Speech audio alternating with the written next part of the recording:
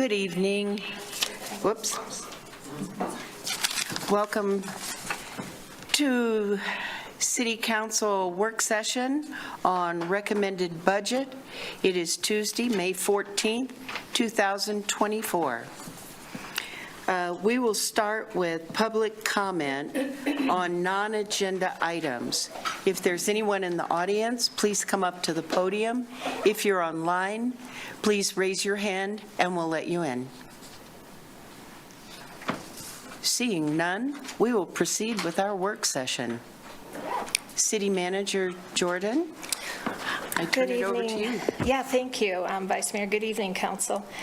We will be working tonight from the same workbook that we were working from last Wednesday, which is the 2025-2026 recommended operations and maintenance budget. As you know, within this document, there is also included capital equipment and fleet, but we have previously covered that, so we will not cover those portions of the document in this section dedicated to the operational budget.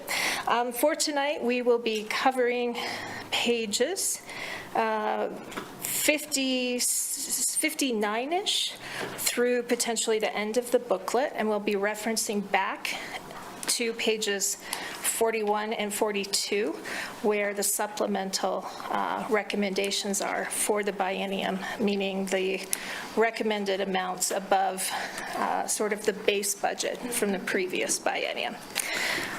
We did switch the order around a little bit last week to accommodate director schedules. So for everybody in the room, I'm going to start with the fire department on page 62. With Chief Johnson starting off, followed by Chief Brown. Then we'll move to page 67 with Parks and Recreation divisions and departments. Then to Community and Economic Development on page 53, and then we will end the evening with Public Works and see how far we get with that. And I'm going to amend that schedule slightly because I left HR out. HR will follow Community and Economic Development, but be prior to Public Works. Okay? Chief Johnson, all yours.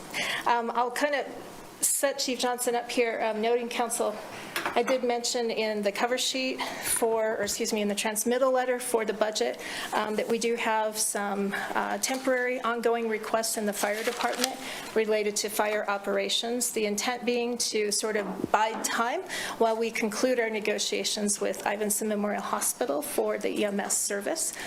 Chief Johnson will talk a little bit about that, and I'll let him take it from here. Honorable Vice Mayor, members of council, thanks for listening to me tonight.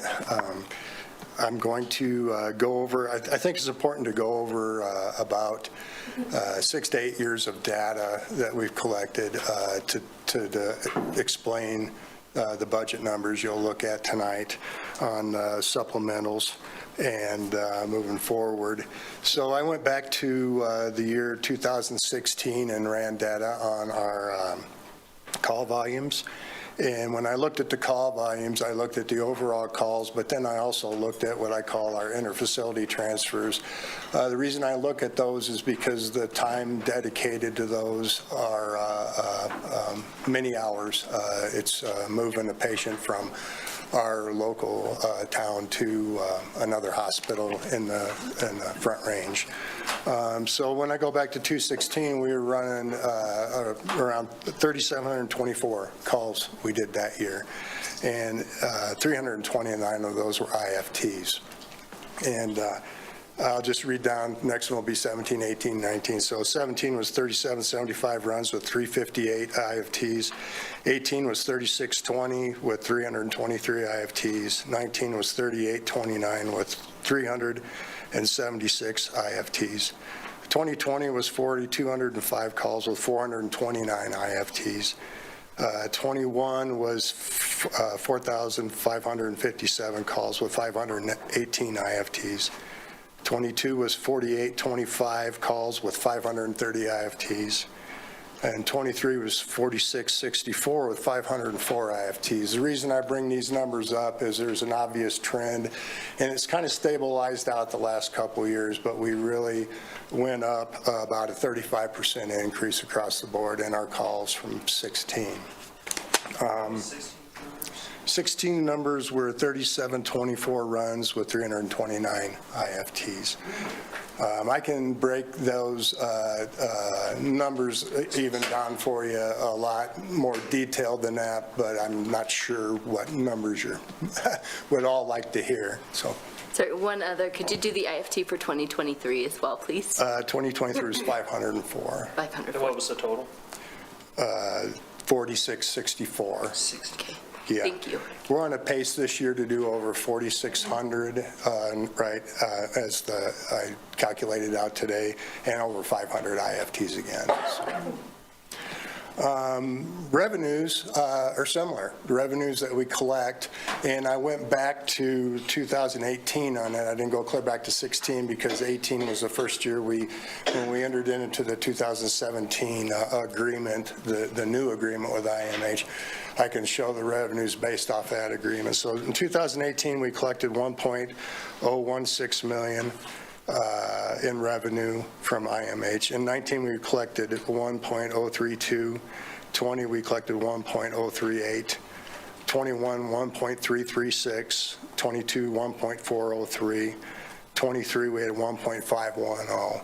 So the revenues have gone up from just over $1 million to $1.5 million. We have, as you're aware, we're concluding a comprehensive study of our agreement and our business model with Fitch and Associates, and we're trying to figure out the negotiations. So that's still pending, and that's coming up. Along the same time, we initiated an agreement with Albany County, which paid in 2021 $112,500 for a half a year, and then we went to $225,000 for a full year in 22. This is the fiscal year, and then fiscal year 23 is $275,000. We'll be proposing another $275,000 to them next year. Albany County Fire District's revenue is... Councilor Shumway. Thank you, Your Honor. Chief, how do you break down the payments from the county and separate them from the ones coming from Ivinson Hospital, since The Ivinson Hospital payments come under our lease agreement with Ivinson Hospital. We have a separate EMS agreement to respond to emergency 911 calls in all of Albany County. And we have a pro forma built on that. We based a fixed cost. The goal is to get that into a formula in the future, but we need to get this study of our models and stuff done first. The question I have is, I understand that Ivinson probably does the billing and collection for both rural and in-town ambulance services, but they separate that so that we can see what is rural and what is in town? I would, as far as separating, I just see the gross numbers on the billing. I would have to do, I could probably get that information for you, so. Looks like Janine. Janine. Vice Mayor, through you, Councilor Shumway, I think what you're asking is how do we know how many calls we run rural EMS, and we know that from our dispatch data. And we've used those numbers as the basis for the agreement with Albany County. From a 30,000-foot level, of the 4,800 calls roughly, 46 to 4,800, we're running 80% of that. 80 to 85% is EMS, and right at 21% every year of that is into the county for emergency 911. Other revenues we have coming in smaller levels are the agreement for fire suppression in Albany County Fire District number 1, and it's been at 120. We're in the negotiations. You'll see a contract before you in June that will go to a formula. The recommended is 24% of their $3 million with a cap of 140. So is what we'll be proposing. And then in special events, you see us at all the games stuff, we collect about $60,000 to $70,000 depending on the number of games we work. So that's the average for that. So we're at around $2 million in revenue coming in right now without updated agreements. And I want to tie some on a budget amendment you'll see coming forward, because we're overspent in our overtime, and our business has shot up. Our fire level stayed constant at 14 per shift with an 11-man minimum, 11-person minimum. And then we've layered in the provisional driver program and the civilian paramedic program. So I'll talk about those numbers. So we had budgeted 7.8% of our total budget for personnel into an overtime, and that was with my two cost centers of 3010 and 3015. Those are numbers for my cost centers.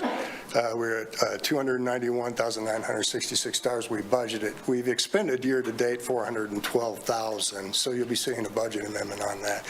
And that's about 9.5% of the total personnel budget. And when we look at similar departments, they typically budget around 10%, 10 to 10.5% is what we've seen. To maintain this minimum staffing level of that $412,000 spent to date, we had another bad year of injuries and some sick leave, and $161,275 have been spent on holdover staffing levels. So that's quite a bit. That's a big chunk of that we spent, just trying to maintain minimum staffing levels to service the emergency 911 calls. And we're averaging about 13 calls a day. We do have days where we have a few calls. That's a nice day, but a bad day is to hit that average, you're going to double up. So we have real busy days too. Another thing I want to talk about is when I go through the cost centers of our overtime, I look at what applies to what we're getting reimbursements in on the overtime, specifically for the overtime. And I've calculated about $94,650 that's tied to some reimbursements that we've got coming in.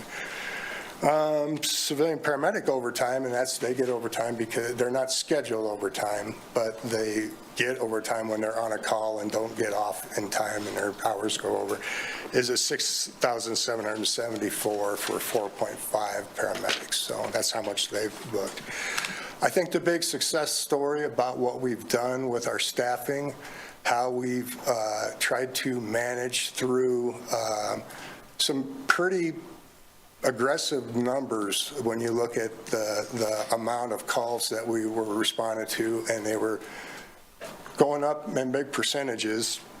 And I go back to 2016, and we pulled, well, I say we, I've got a guy back here that gets on a computer and pulls a lot of data for me, and I tip my cap to him because they do it a lot better than I can. But anyway, we pulled data from the National Fire Incident Reporting System, they call it INFRS, and we were looking at the amount of structure firefighters that we were putting on fires through the course of what we've been trying to do. How successful are we being? Because we were, quite frankly, on a risk-benefit model, we were really hanging out with high risk because we weren't putting enough firefighters on a fire.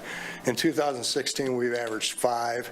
And I'll just go through. And this is, remember, we've got 11 people minimum that we start the day with firefighters.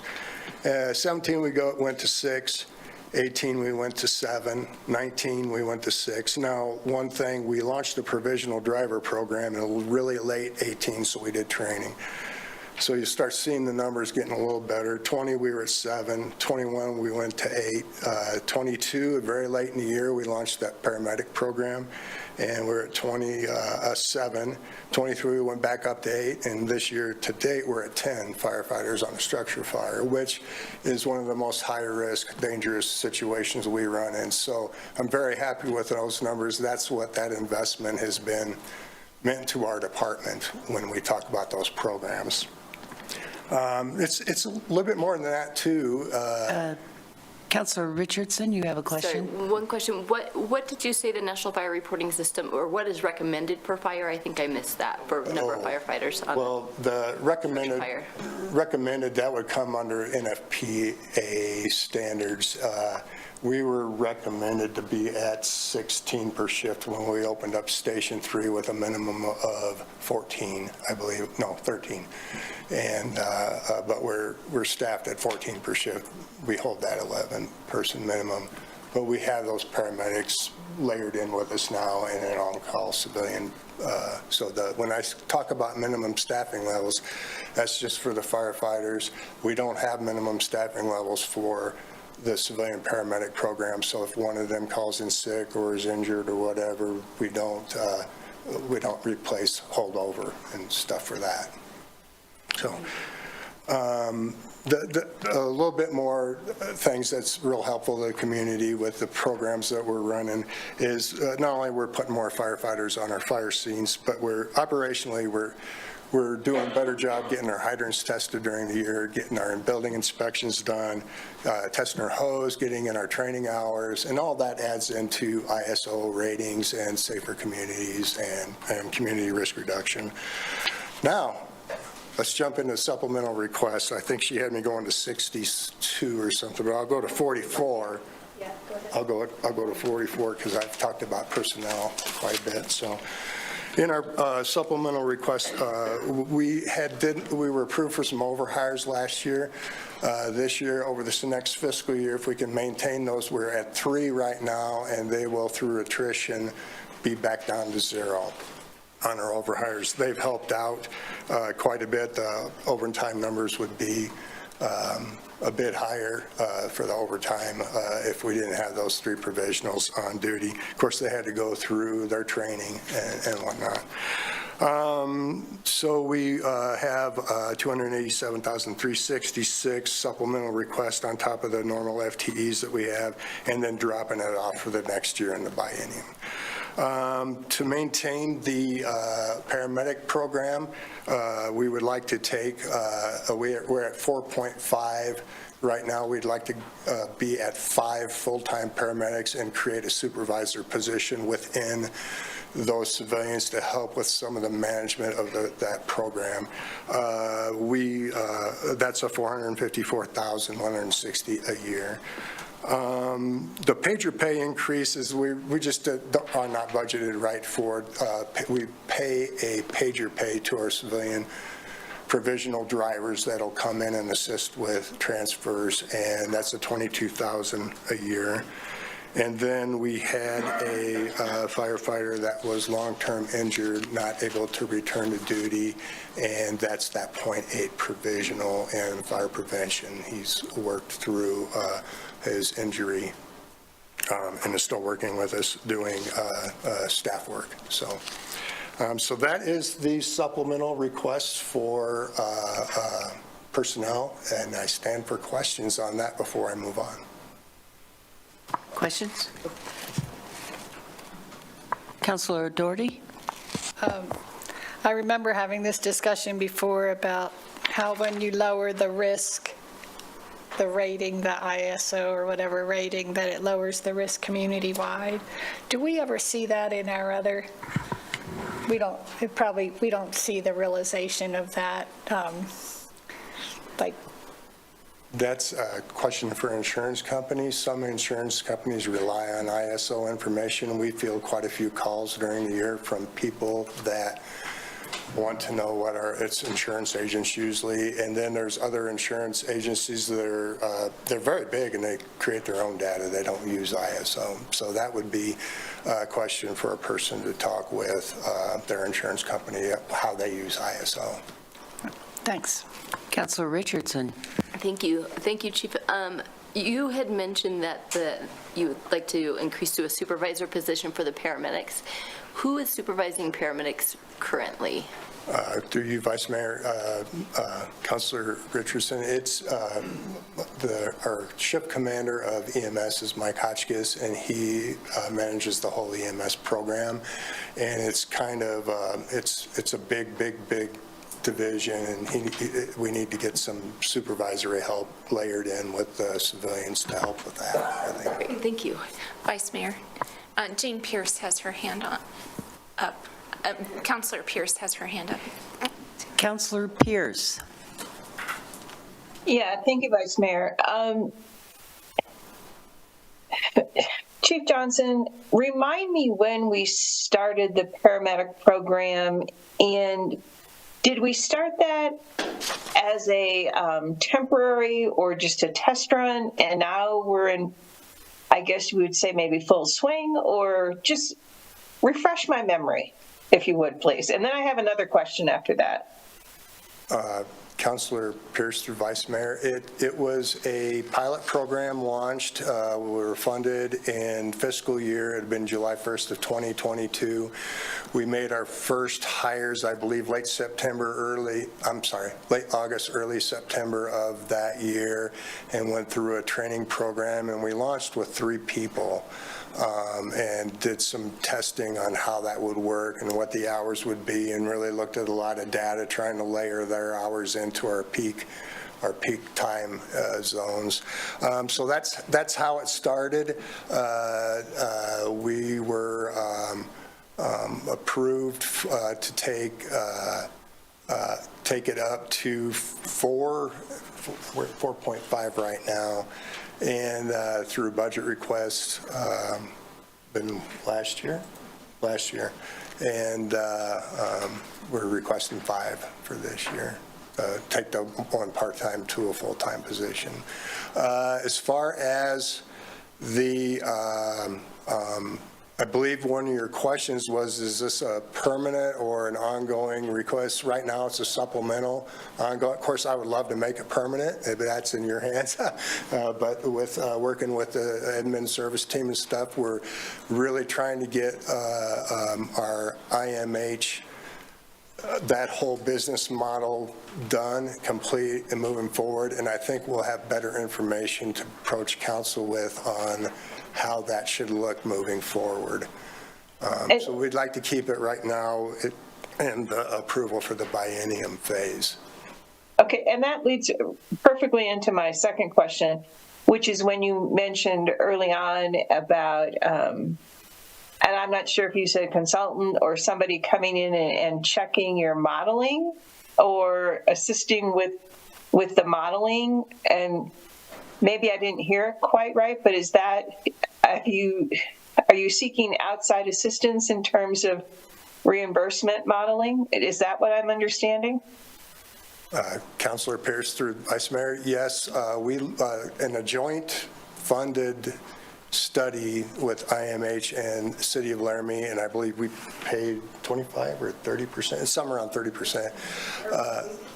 It was, we're just finishing up getting the draft copies with our edits looked at, and they looked at basically our whole business of EMS and how we're staffing, how the money goes and everything. They have their recommendations. So I'm not ready to present those tonight, so we're still looking at that.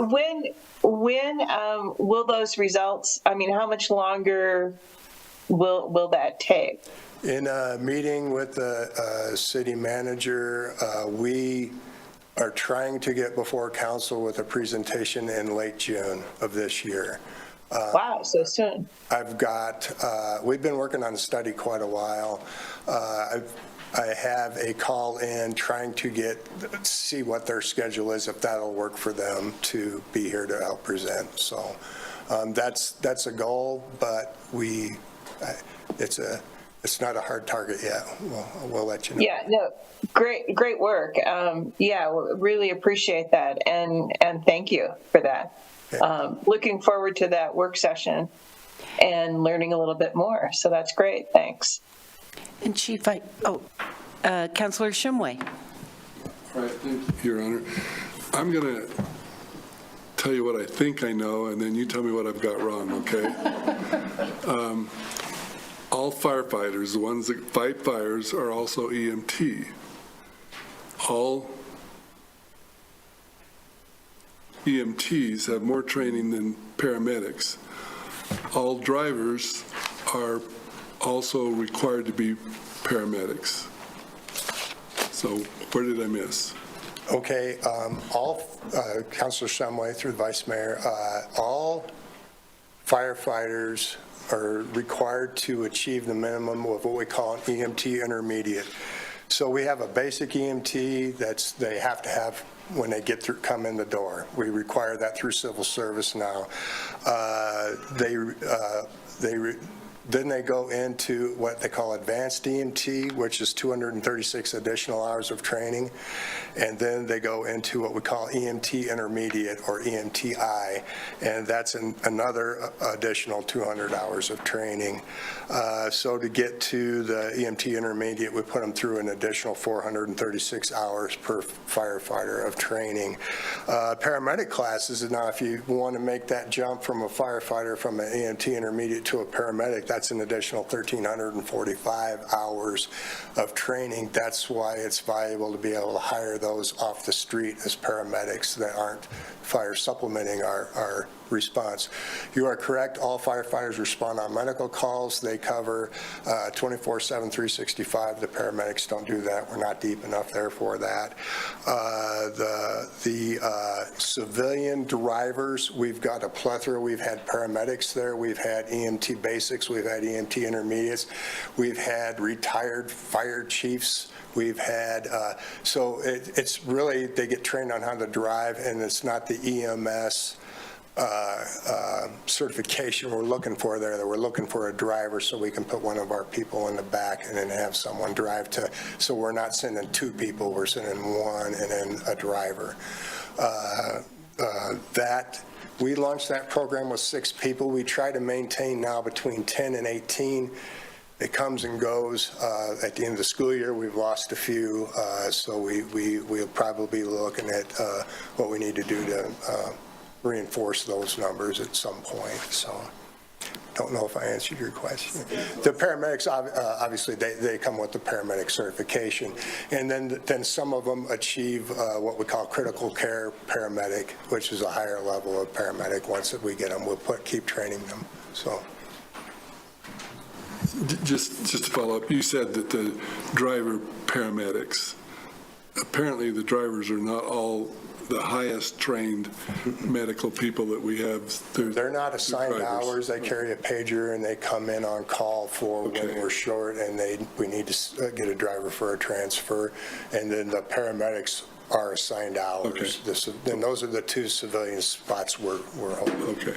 But they're, just so I'm clear, they're more drivers than EMT or paramedics. They're just, their qualification is they are safe drivers, correct?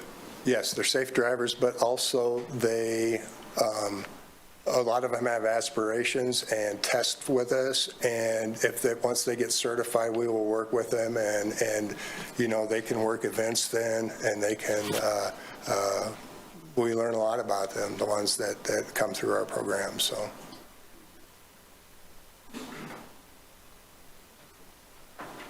Okay, moving on. I will go to, next thing I was briefly going to talk about on page 62. We see the numbers, and I kind of want to look at how we jump up to 10 and point out that there's some apparatus capital purchasing on that.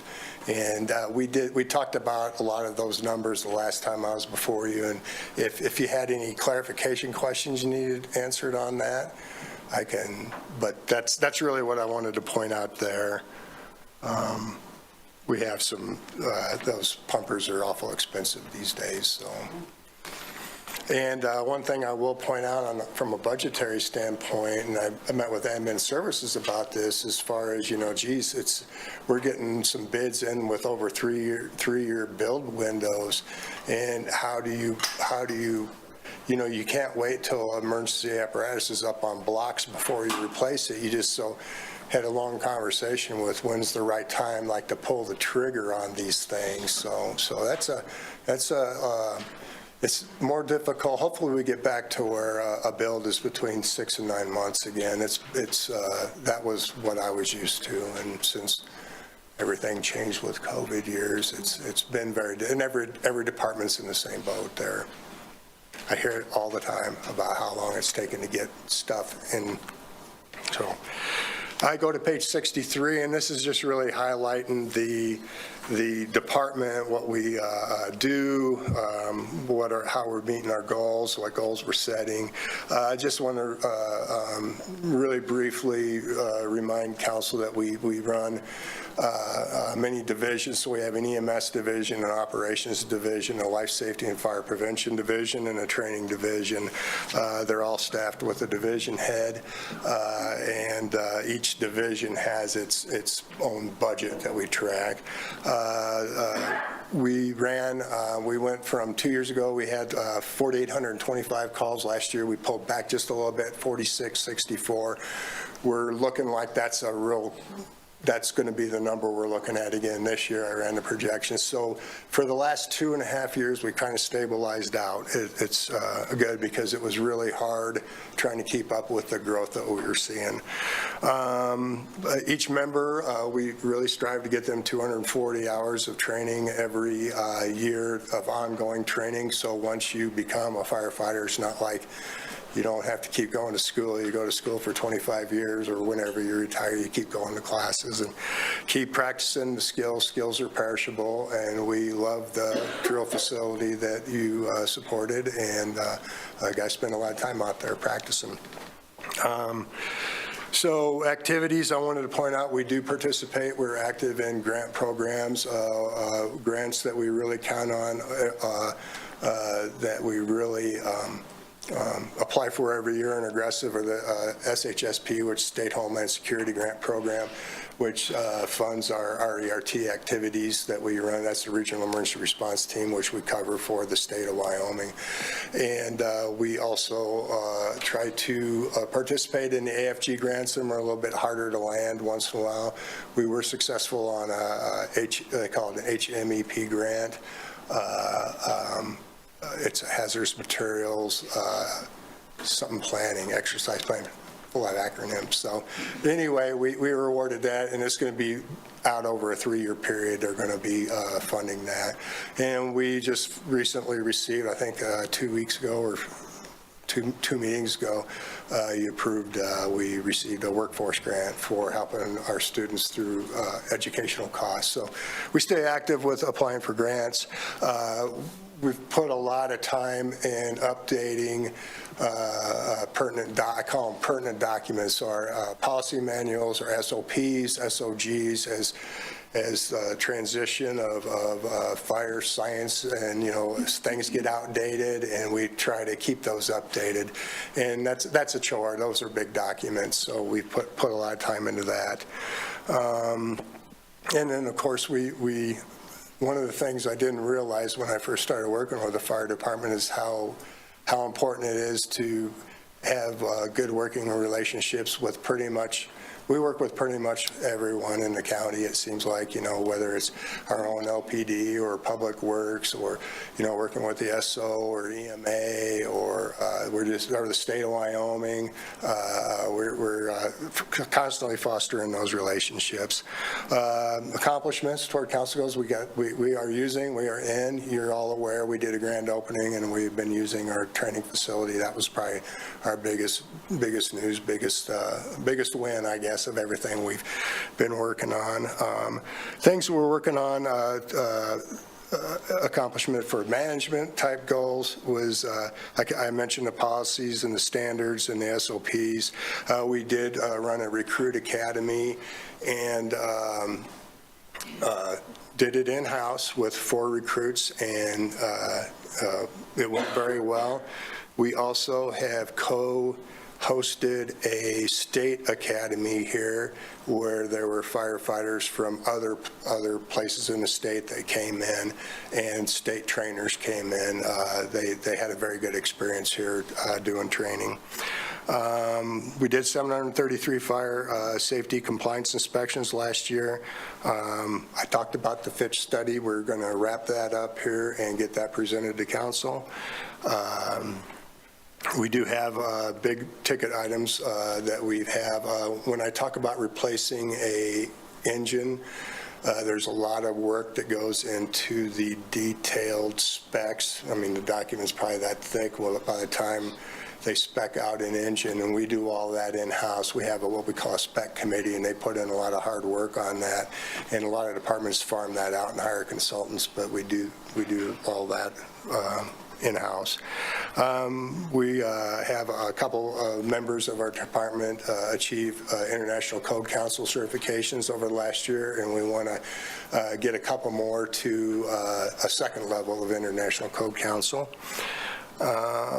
We have launched and been working on, basically it's called medical responder class, and it's really basically CPR, but for a bystander CPR, and it's really focusing on the compressions, and we're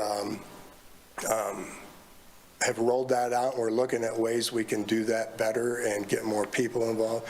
I don't know if you remember, but one of my budget requests that you heard about last time was the software that we want to investigate to when dispatch gets in, we would know who we've trained and where AEDs are, and any bystander that is available near in the area, they would be able to initiate CPR possibly before we get there. We're trying to combine all this stuff and do better for the community on that. See, we did a blue card class, a command level class for a nationally recognized certified credential class through an AFG grant. Objectives for next year, want to, I really am trying to get our agreements into what I call formalized instead of fixed costs, because you have to constantly go back and look at fixed costs and try to keep up with whether it's inflation or whatever, so cost of doing business. So I'm trying to get that in all of our agreements. The Fitch study I've talked about, this is an adoption year for our codes that we use for fire inspections. One of the good things is in 2021 is we've, so when the state adopts it, we'll automatically roll into that. So that's good, coming up. Want to continue doing all of our building license safety inspections. And we would like to continue partnering with our partners in the state for building an in-house recruit academy. One of the things I want to talk about on the recruit academy is I added up the overtime costs that we spent doing our in-house recruit academy, and we spent in overtime costs roughly around just over $14,000, which I'm very happy about, because we used to spend over $50,000 in the Front Range doing the same training, just as basically a membership fee, and then we had personnel costs going down there. I don't know if you remember the consortium agreement with the Front Range fire departments down in Colorado, but that ended up it got more and more expensive every year, and we finally pulled out due to the costs, and this is what we can do in-house. There's costs associated, but we have to train our people, and it's quality training, and that's a good bargain for the city. So, Councilor Richardson? Thank you. You had mentioned that you were updating code this year, and then you mentioned that something about state code. So do we update our code based on what changes are made at the state code? Is that where we follow, or do we follow an international something or another? Councilor Richardson through Vice Mayor, every 3 years the state does a code update, and then we follow. We can be more restrictive, but we can't be less. So it's a typical every 3 years we do this code update. So. Any other questions?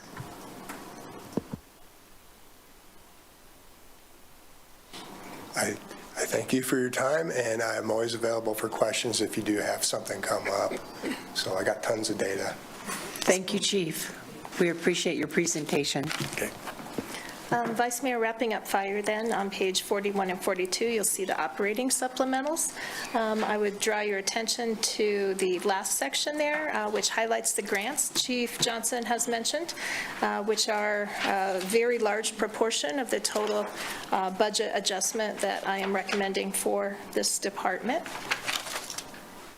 And if there are no further questions on the supplementals, I guess I would close out as well by mentioning, as Chief Johnson touched upon the personnel supplementals, all of those are for the biennium, and as he said, we will learn more and be able to come back hopefully with more solid understanding of our personnel expense and the personnel that will be required once we get through the contract negotiations with the hospital.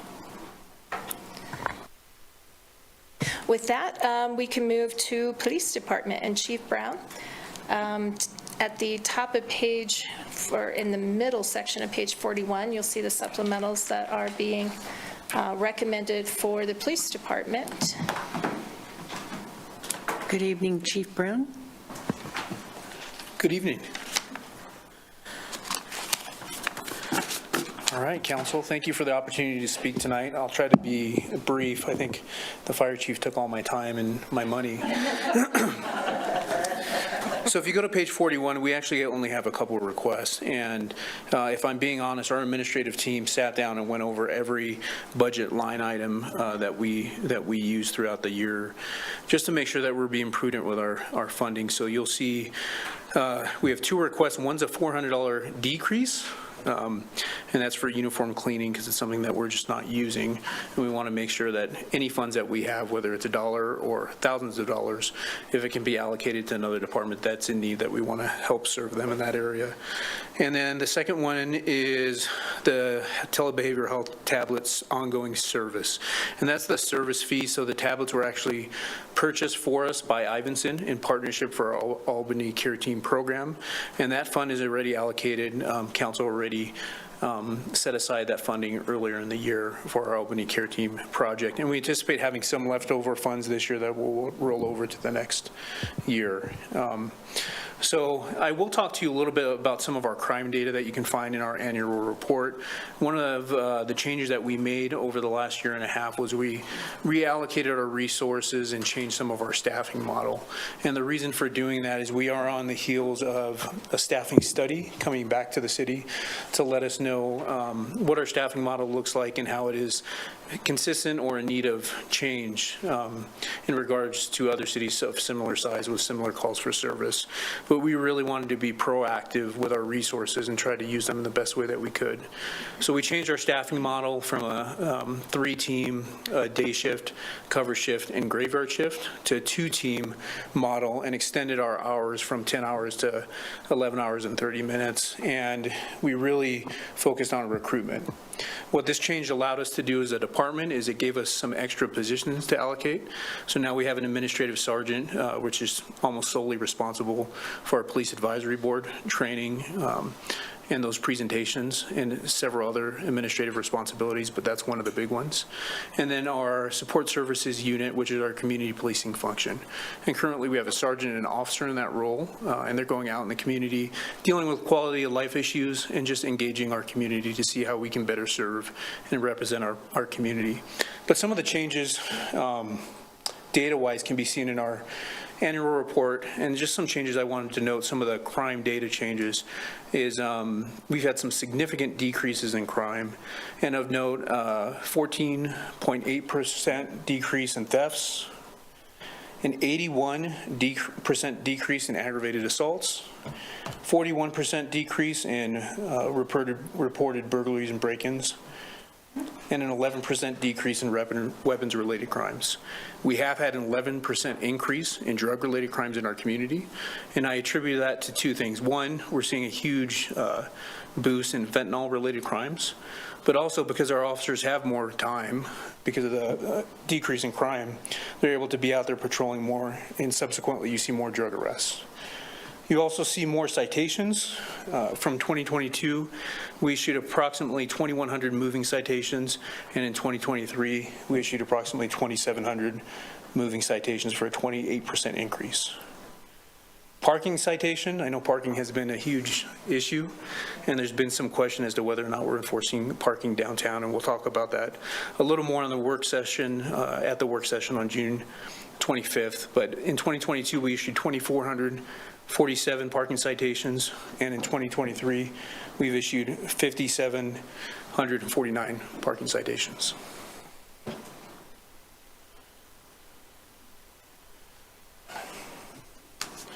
Okay, back to the budget, I'll jump to page 64. And if you look at our year-over-year budget, we've had a nominal increase, and that's primarily due to the staffing or the salary study that came back, and you see some personnel increases there. I won't say that there won't be some additional amendment requests throughout the next couple of years, depending on crime trends and needs of the department, but we really are trying to thread that needle that Director Wade talked about last week with making sure currently we're as prudent as we can be with the budget.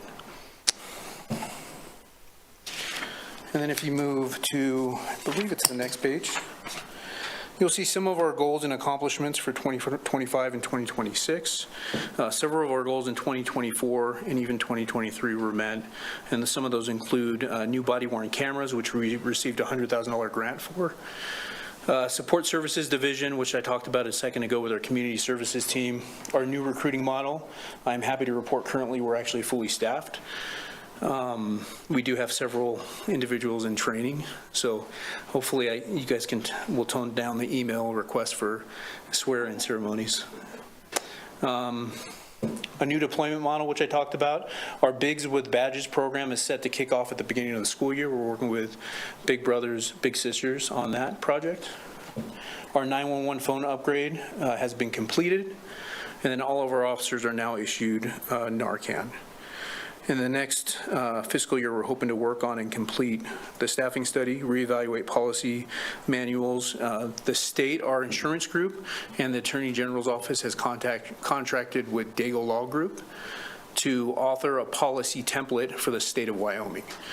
He's authoring approximately 180 policies that will be consistent with Wyoming case law legislation and hopefully bring uniformity to police departments across the state. I'm pretty confident that our police department policy is consistent with best practices across the nation, but this is just another way to confirm that and improve in the areas that we need to. And then another goal is to evaluate parking enforcement, which we're currently doing, hoping to have a presentation before the council on June 25th. Some other accomplishments that we've recently had is we just updated our website. As of today, portions of that, if not all of it, are live, but by the end of the week, the whole website should be live. And then we're also working on our major event guide, essentially our protest or peaceful protest guide model, a staging guide, some ICS information to have consistent with the university should we have any major events on their campus so that we're prepared to deal with those as appropriate. And at that time, I'll take any questions. Council, are there any questions? Seeing none, thank you very much, Chief Brown. Thank you. Council, if there are no questions for Chief Brown, we will move to Parks and Rec. As you know, Parks and Recreation is across two funds. So we will start in the general fund on page 42. And I believe Director Fieser will oversee this conversation and may engage other members of staff as needed. And after we look at the general fund, we'll move to the Recreation Center Fund. So starting on page 42, you'll see a net decrease in budget in the general fund for Parks and Recreation. Way to tee up a nice conversation for you, Todd. Thanks, Janine. Vice Mayor and Council, just want to report to you that I'm going to take over and just identify one thing under general accounts, which is on page 40, which is the addition to Fire in the Sky. For the past few years, WyoTech has provided $5,000 additional funding to the Fire in the Sky, taking it from a $16,000 project to a $21,000 project, and that just corrects and maintains that piece that allows for about a 21-minute show, and we're excited to again have that partnership. Councilor Newman. WyoTech's still helping? Yes, correct. And then with that being said, I was actually going to take the liberty and turn this over to my managers, beginning with Kevin McIntyre, to talk about his items, then followed by Scott Hunter, Parks Manager, Jody Guerin, Recreation Manager.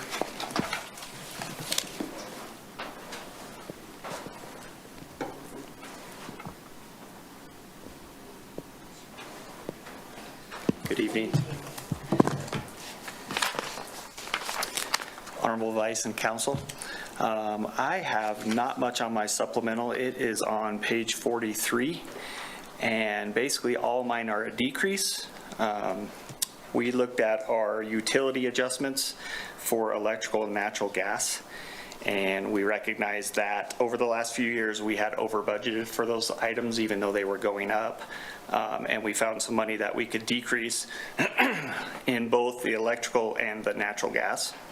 And so we decreased our electrical adjustment by $16,000 over the next 2 years, the 25 and 26, as well as $13,000 in the natural gas as well. So those were the only adjustments for my supplemental budget. I do, now the time to talk about our goals for facilities? Okay. So I do want to talk on page 68, some accomplishments that our facilities division has had over the fiscal year of '24, and that was a number of LED lighting conversion projects at both the recreation center, the ice and event center, as well as the parking lot.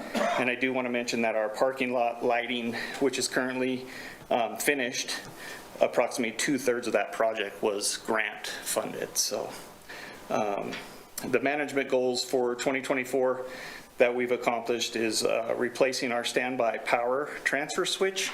And what that is we have backup generators at the recreation center, and the transfer switch had burned out. So we would have to go up there in a power outage and manually transfer power to the generators because that transfer switch was not there. So we got that replaced, and now it will, in 3 to 5 seconds of a power outage, it would kick on those generators. We also repaired significant storm damage at the Laramie Police Department, and that was part of our warm claim for that June 2023 storm, I believe. We've also made extensive progress on converting our locks, our door locks citywide to wireless models. So in the past, if a new hire was placed in a position or a person left their employment, somebody would have to go out with a computer, plug into that particular door that they had access to, remove them from that access. We recognize that was a lot of time to do that because it happens pretty much every day that someone needs new access. And so we've converted those through a contractor to go wireless. So now that process can be done out of an office and not have to drive to those particular locations. So that saved a lot of fuel and a lot of time. We also did a lot of training through facilities. We lost quite a bit of our staff in the last 2 years, and we're building up. In fact, we're hopefully hiring our last person to be fully staffed here by the end of the week. But we've done a lot of CPO training. All of our staff required CPO training for the pools that we have citywide. So that's what we've done there. Our objectives for the 25-26 is to finish the rooftop or complete the replacement of the rooftop unit number 8 at the recreation center. That's currently being built, and we're hoping to have it installed in the August or September timeframe of this year.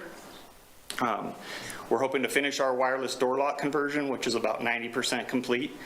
We have Fire Station 3, the training grounds, and the water treatment plant 2 finished, and then will be completed citywide for every door. And upgrade our air handling units at the annex, and also our HVAC system at the police department. So those are our goals and accomplishments for last fiscal year and the next 2 coming up. Does anybody have any questions? Are there any questions, Council? Thank you very much for your presentation and the work you do to keep things together. Councilman Gabriel is not here tonight to hear me speak, so. Yeah. He's online, good. That makes me feel better. Thank you. Thank you.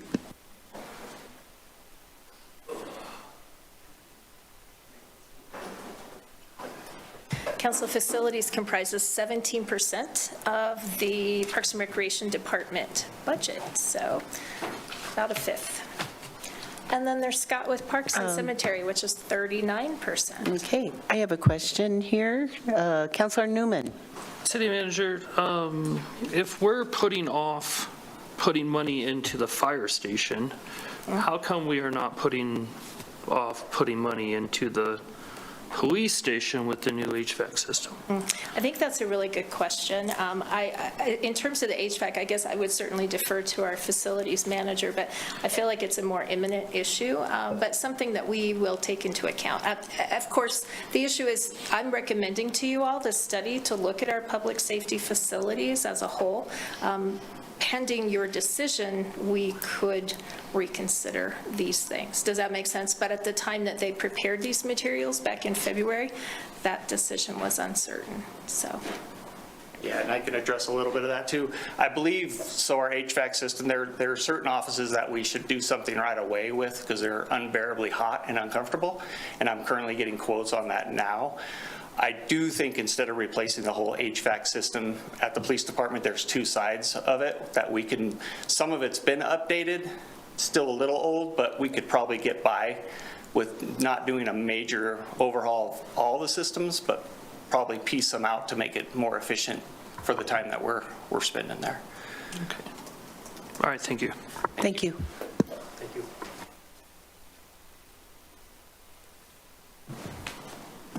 Good evening. Good evening.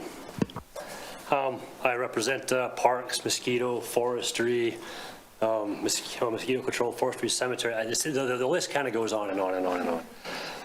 But anyway, I'm just going to go over a few points. The recommended personnel requests on page 45 is kind of my main talking points for this afternoon or this evening. If you look through parks, cemetery, mosquito, the majority of our requests are for part-time employee wages. The interesting thing about parks, the facilities and recreation center is our provisionals are kind of tied together as we share people here and there, different levels, different locations, nighttime, weekend, day, with what's going on with the businesses around us and whatnot, paying certain wages. We are finding it hard to bring workers in to help us during the summertime. I'm happy to say our parks department right now is probably about 80 to 90% full, which is the first time I've seen that happen in the last instance for about 3 years. Cemetery and mosquito are still a little shallow in workers, though I am happy to say that our fogging units will be full this year. It seems like everybody through the WowTech reach out has been showing up requesting evening shifts, which is kind of unusual. But as that goes, the parks, we have 200 plus acres of green property. We have about 12 miles of paths and sidewalks and whatnot that we maintain, irrigation systems, playgrounds, shelters, trees. There's a lot of green space out there. The city of Laramie residents enjoy their outdoor activities. Over time, costs have kind of gone up a little bit in the last couple of years just due to a lack of provisional staff, some of our storms, just some vandalism items here and there, just random occurrences. We also have seen a couple, like an uptick in our cemetery burials. A lot of our burials happen on the weekends or after hours, what we would call it. Cemetery hours are usually Monday through Friday, 7 to 3:30 for general maintenance. Funerals, you work with a family, you come in and you deal with it. Funerals are basically, in my book, automatic overtime because it's kind of outside of our normal working hours. And you have to make sure that you're taking care of the public as you see fit. Cemetery, 50 acres of green space, 15,000 plus. What I would like to call impact points, headstones, trees, whatever you want to call it.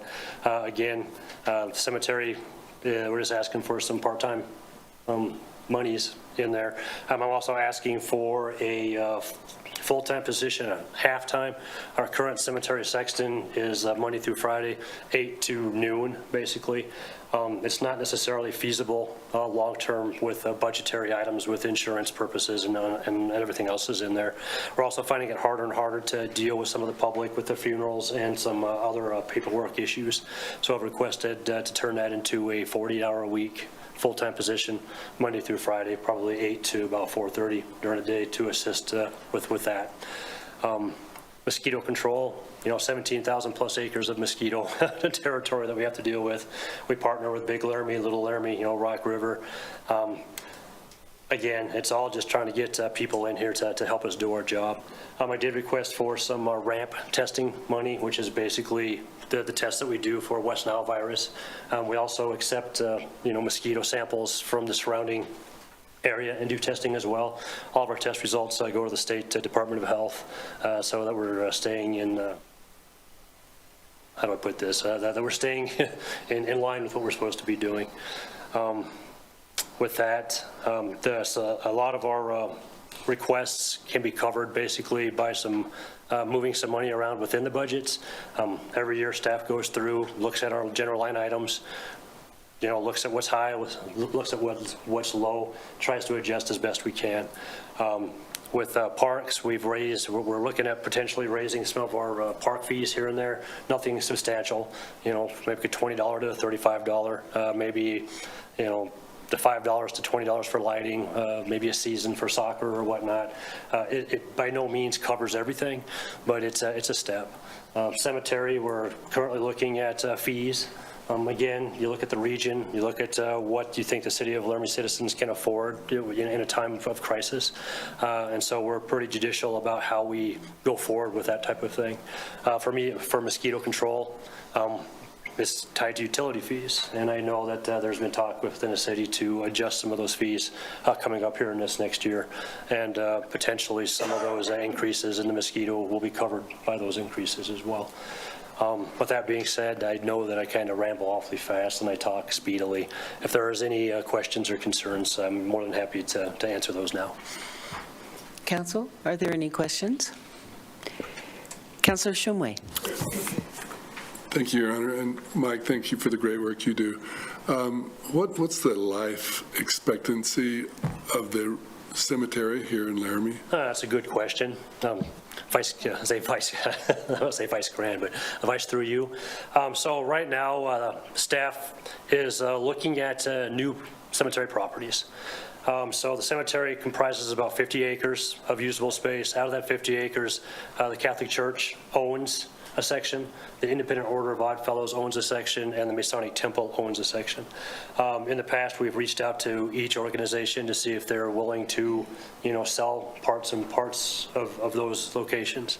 The Catholic Church owns the biggest part. The nice thing about the Catholic Church is they sell to anybody and everybody. You just have to go through them to make that sale, and then they come to the cemetery to pay the perpetual care, opening and closing fees, and whatever else. And so we work pretty closely with the Catholic Church. Currently speaking, usable spaces, usable sellable spaces, we're probably in a 10 to 12 year mark. Now let's say burials, we allow 1 full size and 3 cremains per space, or 4 cremains per space. And so if you think about families and what they have already purchased and what's out there, the cemetery has a long life still. Green Hill Cemetery has a long life. But currently working with the city management office and staff, cemetery staff, we are looking at potential future cemetery properties currently. And as we start getting closer to pinpointing those spaces, we will be back here for a work session to discuss that. Thank you. Yes, ma'am. Any other questions? Thank you very much. Thank you.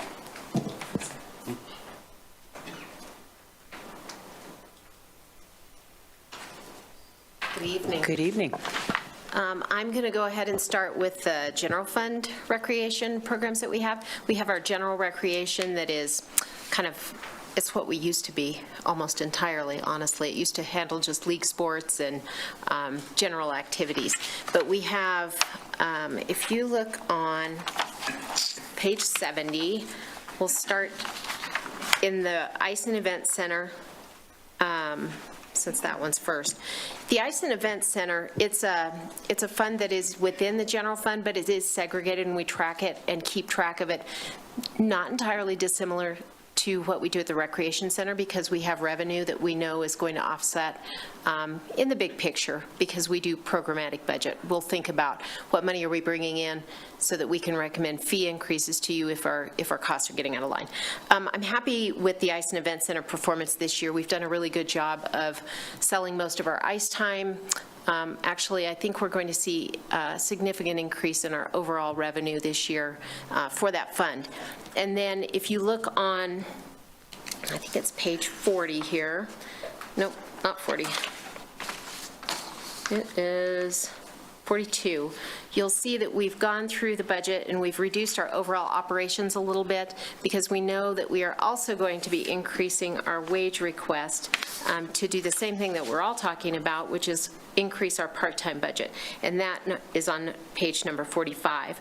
So as we're thinking about the overall operations down there, we are increasing our wages so that we can keep up. Mostly they have already been increased, and we are covering those through the other decreases in the operations funds.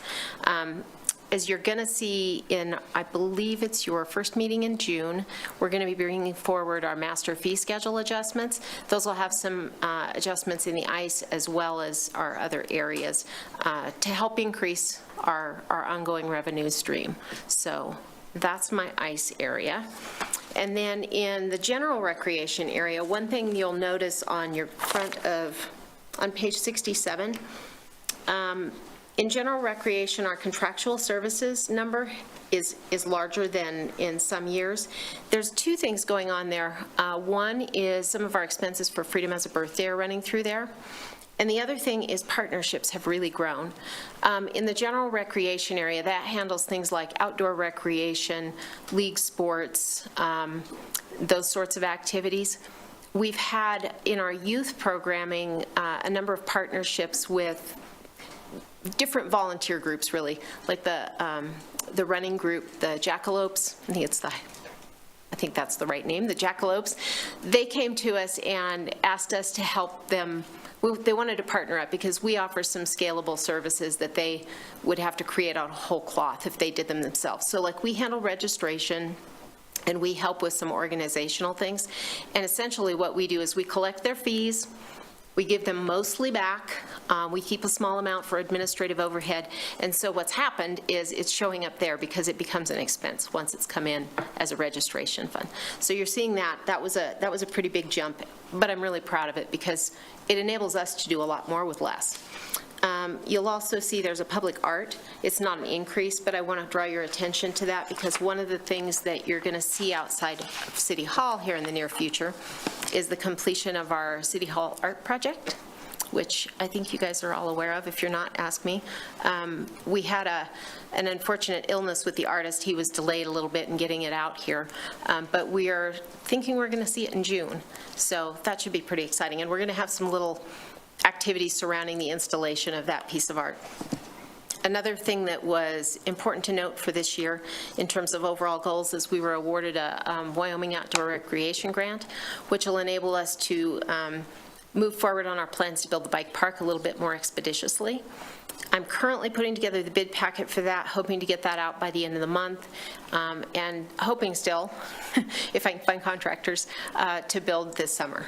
So we'll be doing that in between the rec center and the high school on that slope. And then let's talk about the Recreation Center Fund. Councilor Richardson. Thank you. Jody, is BikeNet at all, could they play a role in helping with the construction of that, the bike park? The bike path that I'm assuming is dirt, and so maybe I should not, I'm thinking it's the one I'm thinking of. Vice Mayor, through you. So the bike park is actually pretty comprehensive. It's going to have a number of different types of features. At least that's what we've designed. We'll see what bids come in at. But it's going to have some slope-style gravity trails. It'll have some jumps with features that are prefabricated. Okay. It'll have some skills areas with rocks and tree stumps and things, and it'll also have some pump tracks, and we're hoping that the pump tracks are going to be able to be paved. Okay. That'll be a budgetary item as well.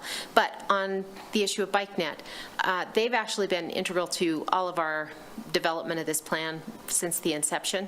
They won't be necessarily directly involved in the construction. I mean, we may involve them in some volunteer days, maybe for landscaping or something. But they have committed to helping us with ongoing maintenance. Great. So at this point, what my goal is to have kind of a maintenance manual that comes with the completed build. that we can help work with parks in terms of doing some training and making sure that we know how to maintain it and what we need to do inspections on a regular basis like they do with playgrounds. And then we'll do some training with BikeNet so that they can help us. And I hope that on an annual basis, we'll have a couple of work days where they can come and do some repair and remediation because honestly, that's a big knowledge base for us in the community of biking. And actually, they're the reason we're building a bike park. They were the ones who fundraised for the beginning of it. So Great, thank you. Councillor Newman. When did you say that packet was going to come out? I'm hoping at the end of the month. I'm building it right now, and I am still waiting on a couple of things for the parking lot, but I'm starting right now, so hopefully it'll be done soon. Okay, thank you. I have a lot of questions, so I'll just wait till that comes out then. That's on it. okay. If you have other questions, feel free to email me. All right. Vice Mayor. Councillor Gabriel. Thank you. Jody, I was just curious about when you talk about the maintenance on this new bike park. You've had some experience over at the middle school, and I'm just kind of wondering, I know it's going to be a much larger scale, but can you tell me about your experience with that small track over at the middle school as compared to what you're looking at over by the rec center? Vice Mayor and Council, honestly, Mr. Gabriel, I need to ask Todd Fieser because I think he's more closely connected to it. It was a grant program that came through the ACRB, and we're aware of it and participated, but I didn't directly participate in that one. Correct. Honorable Mayor, through you to Councilor Gabriel, the city doesn't have any involvement on the maintenance of that track over at the Laramie Middle School. Laramie Middle School takes care of all that. As a user of that track, though, the maintenance has been pretty minimal that they've had to do because the way you construct them is important, which Jody can tell you about the future maintenance and construction of the bike park that we proposed. You're good. Thank you. You're welcome. Any others before I move to the rec center? No? Okay. Not at this time. Thank you. So on to the Recreation Center. So big picture at the Recreation Center, I know we are all concerned with cost recovery and seeing the revenues begin to recover. And if you'll take note on page 85, you can see the little chart in the left-hand corner there of our revenue and how it has been performing over the last few years. The dip that is at the very bottom in 2021 was cumulative. Those numbers represent admissions, memberships, rentals, grant funding. Okay, good. And so what ended up happening is when we closed the building and then people were encouraged to stay essentially at non-meeting spaces, all of our revenues from multiple things dropped. And so what we're seeing now is honestly a lot of increased demand for things that we're expanding. Birthday parties are seeing a lot of increased demand. Meeting spaces seeing it. Our admissions for day passes as well, let me go back to day passes. One of the things we did that helps with day passes is we finished the automated gates. So people can't just sneak in anymore because they did that actually quite a lot. So we're capturing more revenue in that fashion. And then we've also restructured, as you'll recall, our memberships. And when we did that, we made it easier for people to get in and out of memberships. And that is having a positive effect too. When we're looking at the month-to-month revenues, right now, it looks like we're a little bit up over last year, which is really encouraging. I'd like to see that trend just continue from here on out. You're going to see over the next couple of years, we are going to continue to propose rate increases year over year. So we haven't always done that, but we feel like we're in kind of a catch-up mode, and we don't want to hit people hard and all at once with big increases, but we will be seeing some incremental increases in the master fee schedule, specifically in our memberships, a little bit in our rentals, also our after-school programming and our summer camp programming, and we begin to see that as well. So you'll see that in the next couple of meetings. Let's see. Also, we have, if you look at page 89, one of the things that you'll see there at the top, it's a very small amount, but it's something I want to draw your attention to because it's a neat program. The AED maintenance contract, In the past, all of our AED machines that we had at the Recreation Center were city-owned, and we were maintaining the batteries and the pads and all of that. I will say that since the pandemic, supply has been a problem. We have not been able to get pads in a timely fashion, and that's of concern. Our aquatic supervisor came across a program with Red Cross, and they have partnered up with a company that is doing a really unique program with AEDs. It's essentially a subscription program where we've sent off our AEDs, our old ones. They bought them back. So this year, the whole program is costing us $200 because they bought the old ones back, and we just have that remaining cost. Each one of the little AEDs, and you'll see them hanging on the walls in similar locations, are super duplicative in terms of their function. So like, it would be really easy for the average person who doesn't even speak English very well or doesn't understand written word to use that machine pretty adequately, because they've done things like it talks to you, it has little icons and images on the machine, it gives you all the prompts that you need to have to perform CPR on somebody, which is, they're pretty significantly improved over the old style that we used to use. In other words, there's multiple ways that you can get the information. So there's a little thing at the top that says, pull this tab to perform CPR, or you can push the thing that says, start on the screen. So there's lots of different ways that you can get the thing started, and then it prompts you audibly as well, which is really, I think, fantastic. So those are a nice improvement that you'll see throughout the facility. Since next year we won't be sending them back, we'll have the contract for each machine. There'll be a payment, and the neat thing about this is if you deploy it and it gets used, they send you new pads. You don't have to call them and ask for them. They recognize that the pads have been used. There's a dashboard where we can log in. We can see if the batteries are all functioning, if there's a problem with anything. It's pretty cool that way. Also, if they expire or become defunct, they will send us a new one. We don't have to buy a new one. It'll just happen as part of that maintenance contract. Then you'll also see the broadband increase in fees. That's something kind of outside our control in terms of regulatory fees.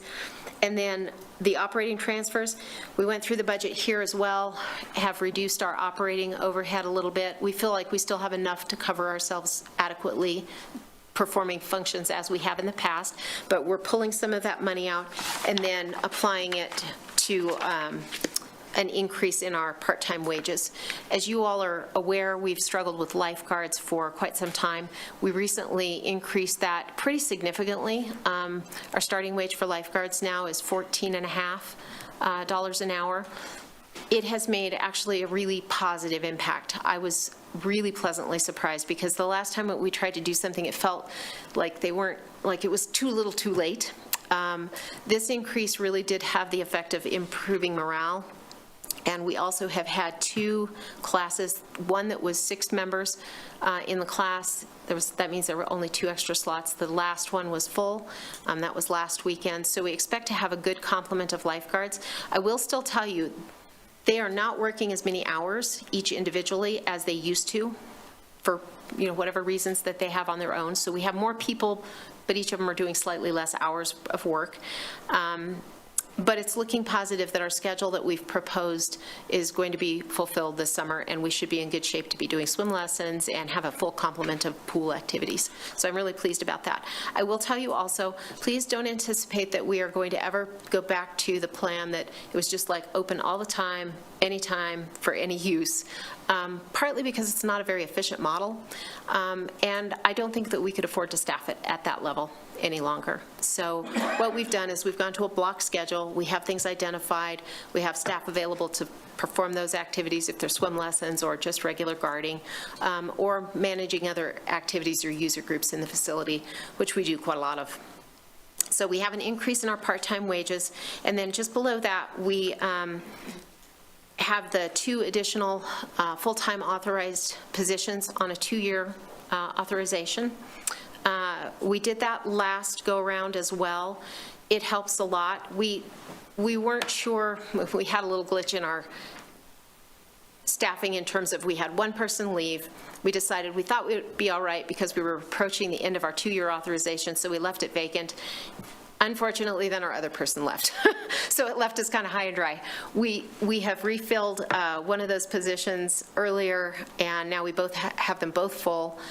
For the summer, they'll be at full-time. I think that will help take a little bit of the load off of not only our supervisor, but also our guards, so we'll have less demand for the actual guard hours. So I think that's going to make a positive impact, and certainly it makes a positive impact on the team and the morale in the team, which is really important. Other areas that we are likely to have to look at adjusting part-time wages will be in our Adventure Kids program and our customer service area, and we're trying to do that incrementally to see where the need is, so that hopefully we don't have to make a huge jump all at once. Let's see. And then I believe Kevin handled the building improvements for the filters, the pool filters and the RTUs at the recreation center.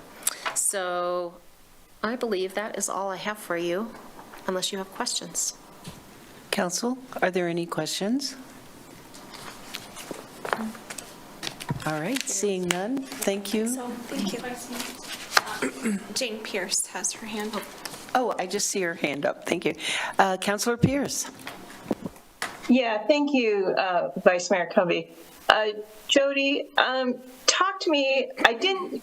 I heard in your presentation minor means to increase revenue or adjust schedules or pay or whatever. I don't feel that I'm satisfied in maybe bigger changes or other changes that could be forthcoming to sort of meet that budgetary gap that we're aware of. Is there something else you may want to add to what you've mentioned? I mean, I'm just a little concerned that the minor adjustments are not going to fill in the gap that we have. Vice Mayor, through you. I will tell you that the adjustments are minor, but they are a plethora. The membership rates, the calculations that we've done on memberships is that a full year, which won't be next year, but a full year of membership rate increases would be about $72,000 alone. We also have seen increases in some of the usage in other areas that are exceeding budget. So for instance, our Adventure Kids program has been very robust in revenue this last year, in part because people are paying full price for it and not going for the discounted rate as much. But we are also recommending a 5% increase in the Adventure Kids program to boost that again this coming year. We're seeing facility rental increases, and altogether it will have an impact. The thing is, in a facility like this, we don't have just one thing that's going to be the silver bullet. We have to hit it from all fronts, and so that's what we're doing. Thank you. And so then the overall, can you estimate your overall, or maybe a better question would be, what percentage of that gap is being filled? Vice Mayor and Council, so on a percentage basis, I'd have to go back and do a calculation over the course of the next few years. But our goal, of course, is to get back up to that 75–80%. It'll take us a few years to do that, for certain. I think our revenue increases. So for instance, if we're going to hit close to $900,000 in revenue this year from admissions, or not admissions, from memberships, and we increase that by $72,000 on that one item, that's a pretty significant increase. And then if we're able to increase our memberships, in other words, selling more memberships, or increase our day uses, then that impacts it as well. And I do see the demand continuing. We've had, like, for birthday parties, during the pandemic, we didn't do birthday parties.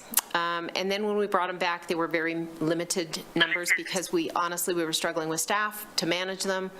Now that's opening up, and we are going to be opening up additional slots, which are in fairly high demand for people to come and use the facility. It's also a great way to introduce people to the facility.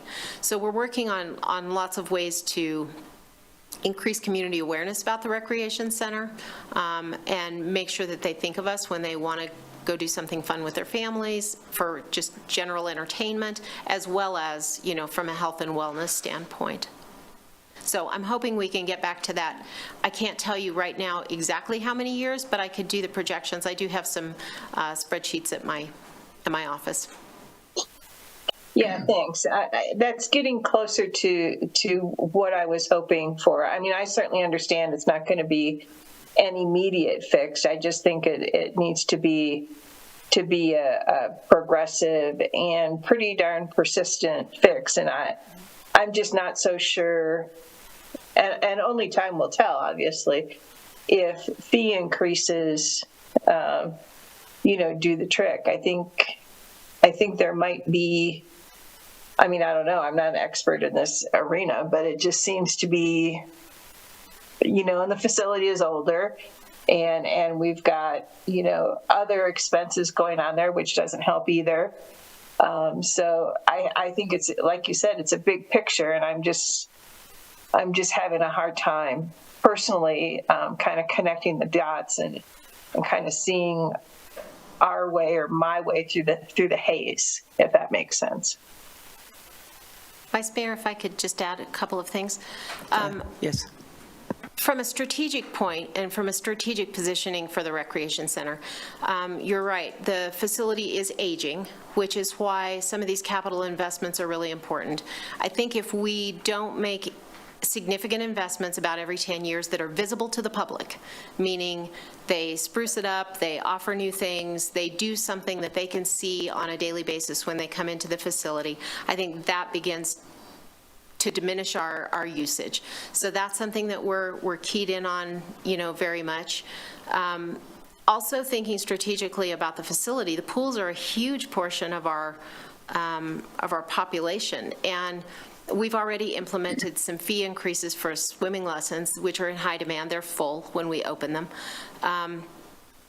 So you increase the fees on that as well, and that begins to help offset in the pool.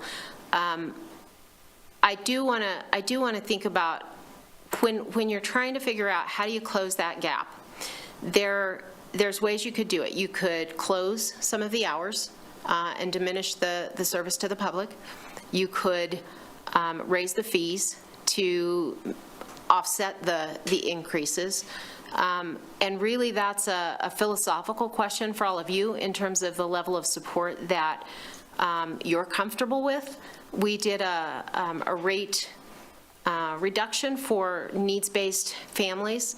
That's begun to take off, I guess I should say, and there's a number of people who are taking advantage of that. And it really is, for me, it's about implementing the goals that you all have to the best of my ability within the confines of making sure that we keep the facility clean and functioning and offering programs and open and safe to the public. So I will tell you, there's no silver bullet. We are just going to have to keep chipping away at it. We got to keep making sure that the facility looks good. I think we've made enormous strides in that fashion under the leadership of Kevin McIntyre. The facility is looking very, very good. We're making capital investments through the specific purpose tax. So we're continuing to plug along at all of those things. Thank you, Jody. Councilor Gabriel has a question. Thanks, Vice Mayor.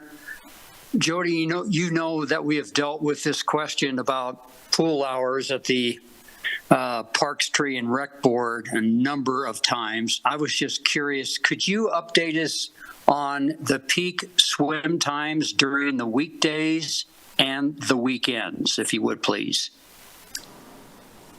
Vice Mayor and Council, probably not entirely to your satisfaction off the cuff. I didn't bring that information with me. Right now, we are projecting that we're going to be open Saturday and Sunday. We have reduced the early morning hours on Saturday to accomplish that without increasing our hours in a huge fashion. And this is that balancing act.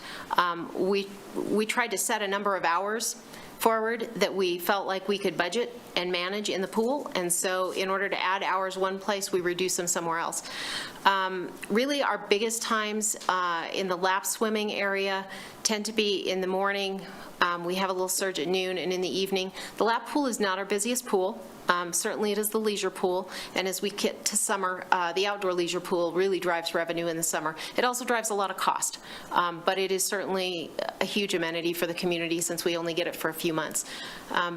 Saturdays, the reason we adjusted the hours to what we're adjusting them to, and those should be posted, I believe, already on our pool schedule. If not, they will be soon. We tried to shave off hours during our less busy times and increase them during the time, increase the capacity by increasing staffing during our busier times. So we know that on Saturdays, early morning's not super busy, so we thought we'll move it to a little later in the day, and then we'll open Sunday as well, because that has been, as you know, a high request from the public. And then also we've gone to a schedule where we're picking up midday lap swimming on more days, so hoping to alleviate the concern that there isn't enough lap swim time. Thank you. Councilor O'Doherty? Councilor O'Doherty?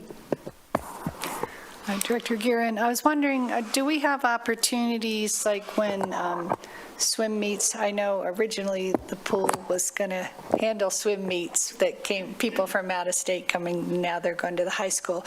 But are there opportunities for like the opposing teams to have pool time at the rec center? And also I was wondering about, will the bike park be an opportunity to bring in people, like after I've been riding around and I live out of town and now I'd like to go enjoy that nice shower and pool? Is that, do you see some cross-pollination there or something? Vice Mayor, councilors, I do see some opportunity for that. I don't know how much. It'd be kind of hard to say. Our bike park is probably not going to be the destination bike park that like ones in Boulder are. But I do anticipate that there's going to be a fair number of people who are going to be pretty excited, and it'll be a draw, at least in our smaller regional area. We are planning it so that the parking lot area that is to the east of the rec center would be extended to the south, with the idea that that'll be a trailhead for the small kid features, which we were thinking then they can use the restrooms at the rec center if they need to, because we have good open hours. We're also anticipating that that'll be a rental area for birthday parties. It'll be outside of the rec center fence and everything, but it'll be like a park shelter area over there. So we think that people will come and use that area. And you asked one more part of that question that I can't remember, the first part. Oh, I was wondering about the swim meets and stuff. Do other swim meets? Do people practice when they're away from home? Vice Mayor, the answer is yes. We actually get a lot of drop-in from out-of-towners, and we haven't had, when we have big swim meets, to my knowledge, a lot of people looking to the rec center as an overflow area, although that was something I had hoped might happen if we ever did like a, A and B for boys or girls state. That hasn't materialized, but we are keeping our equipment functional so that we can host meets, smaller meets, in the off chance that does become a thing. As you know, when we built the recreation center, it's sort of like the more pools you build in the town, the more swimmers there are. And so, at what point does it overflow? It is harder for swim club to use the high school pool, but they opt to use it in the summer because there's no fees to them. The school district doesn't charge fees, and we do charge some fees. We have occasionally had the college come and use the facility when their facility isn't functioning or is closed for maintenance or whatever. So we do partner up that way, and we actually host school groups from out of county People come over from Saratoga or from Hannah or, around our little area and use it as a reward for the school kids towards the end of the year, and those are paid rentals as well. Any other questions? Thank you very much. Thank you. Council, so we'll wrap out the expense side of the Parks and Recreation Department. I'll just note that, as you've heard from these individuals, the operating supplementals that I'm recommending in Parks and Recreation deal almost exclusively with wages, with adjustments to the budget to increase wages for part-time workers and then commensurate or corresponding increases in the overtime line item that correspond to that. Operating supplementals in the general fund are $134,341 that I'm recommending, and in the recreation center, the net amount that is being recommended is $252,840. That's sort of an overview of the expenditure recommendation. We wanted to close out this section with Administrative Services Director Wade giving you, as you know, last meeting you were given the financial position of the general fund. We wanted to close out by talking about revenue and looking at the financial position of the Recreation Center Fund. Good evening, Honorable Vice Mayor, City Council. We'll talk just briefly about the financial condition of the Recreation Center Fund. I believe that probably everyone knows the story, so I will just highlight it this evening, especially with Council Member Pierce's comments a few moments ago. Now, when we talk about the financial position in the Recreation Center Fund, it is unlike any other fund in the city that we discuss financial condition for, because it is a special revenue fund.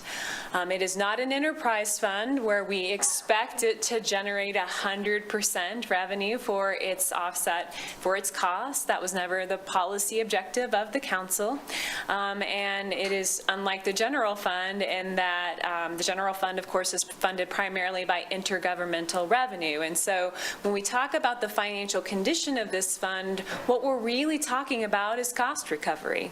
And we're talking about cost recovery because, as we all know, the general fund has to subsidize the gap between the facility's revenue and its expenditures. Jody did a great job highlighting the gains that revenue has made. If we look at 2023, we crossed the $1 million mark again. That was really exciting, gaining ground, getting back to that 2016, 2017 level. But if you think about the inflation that's happened in that time period, you still end up lagging behind. And I really appreciate their commitment to evaluating sustainable rate increases to keep that revenue going. But what's also happening, of course, are increases in cost. And so as we move forward in the next few years, we will be developing a financial plan for this facility that does not focus on 100% cost recovery, but looks at it long term to try to get us back to that mark. What can we do in revenue? Are there any operational efficiencies we can make to really look at it holistically so that we land somewhere not on a specific number, but more at a percentage that we think the general fund can support long term.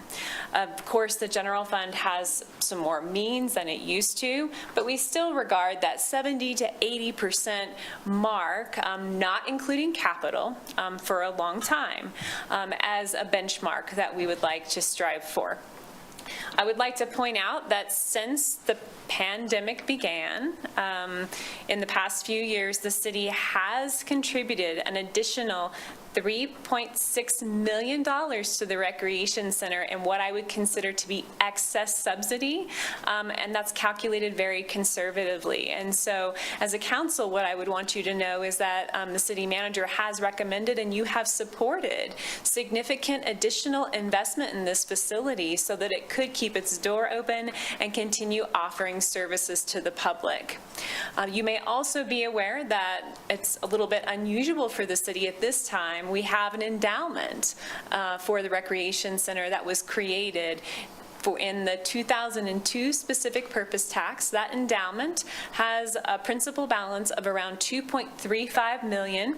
For a long time, we were directed through, I think, the Finance Committee to invest that CD and that endowment in CDs, because CDs, of course, are collateralized, meaning they're extra safe, just like all city funds.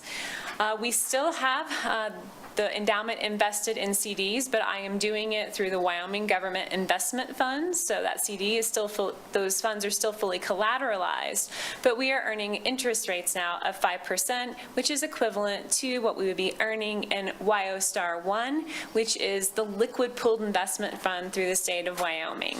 So if you look at revenue for this fund, historically, you would see revenue for that CD at $5,000 to $7,000 a year, which is so small that it's almost appalling in some ways, to looking at $100,000 a year this year and next year. I'm expecting, of course, the interest rate environment to become a little bit less favorable, but we're still looking at $80,000 to $90,000. And what that CD was what that endowment was intended to do was fund some of the ongoing kind of capital maintenance costs at the facility. So there's also that in the works to help the facility be more sustainable.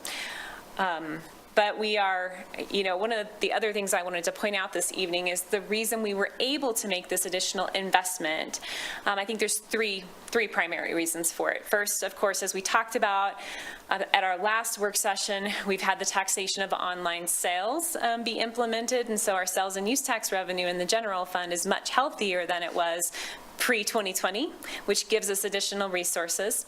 We also received about $2.3 million in CARES Act funding for public safety payroll that we were already incurring. And because the general fund received these resources for expenses it was already paying, it wasn't like these were extra costs, we then had additional resources available to support the facility. And finally, as you know, we've had significant one-time collections in sales and use tax in the general fund that also allow us to continue an enhanced subsidy. If we look at cost recovery for this next biennium, what we're projecting is about 65%, which is certainly an improvement from where we have been. And so I do think that represents the incremental increase up. And what you'll see in my revenue forecast is just what Ms. Guerin described to you earlier. They are proposing a fee increase that they think is going to generate an additional $70,000, and we have some small increases across other categories. But there's nothing else in the revenue forecast that I'd like to highlight for you this evening. And Councilor Richardson, you have a question? Yeah, thank you very much.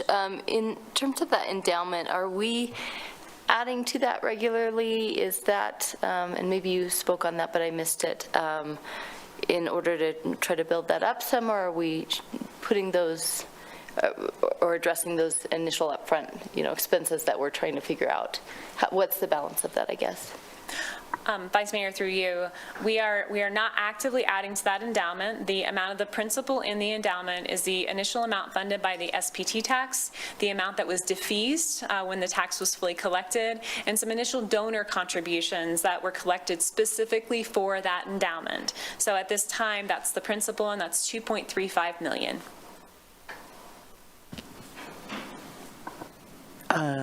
Any other questions? Seeing none, thank you. Jane Pierce just raised her hand. Okay. Councilor Pierce. Yeah, so just to make sure everybody was clear on my comments previously, I was not advocating for 100% reimbursement. I'm just mostly interested in getting us back in the game, to where we were a few years ago, which is, I don't know how many years ago, but, in that close to 80% range. I mean, I remember when I first got on council, it was really impressive to be at that 80% range. So I just want to be clear that when I said the word gap, I didn't mean to 100, I meant to 80. So thank you. Thank you, Councilor Pierce. Any other questions? Okay, seeing none. Thank you very much for the discussion. Thank you. So council, closing out this section, I guess I wanted to ask Assistant City Manager Fieser if you wanted to add anything, or if you're done. Okay, very good. With that in mind, council, I think we will move to Community and Economic Development Department. And while Director Taney's making his way up here, I would remind you that in my cover letter, I did tell you last week that I am recommending some changes in personnel, and they're really notably within this particular department. The reason for that is, as you know, we've reorganized and pulled together various divisions of the city under the umbrella now of Community and Economic Development as a department. In order to do that effectively and meet the council's economic development goals and other goals related to planning and assistance for business, we do think we need to add a few positions. I won't steal Derek's thunder, and I will let him talk to you about that, but I'm happy to answer questions once he is finished. Good evening, Director Taney. Vice Mayor, Council, I guess I don't have anything else to say, Janine. Then it took it all away. No, I think, first off, I think that is one thing to point out, is the creation of this new department is different than what we have seen in recent budgets, and so that's largely what you're seeing in terms of changes. Specifically, just kind of going into just our touching on the recommended operating supplementals, there's just two minor items in there, or I mean budget amendments there, is the items just related to our software. But then, as Janine mentioned, really the changes are in personnel. If you take a look at recent council goals over the last 5 years, really there's been a large focus on economic development initiatives and planning initiatives.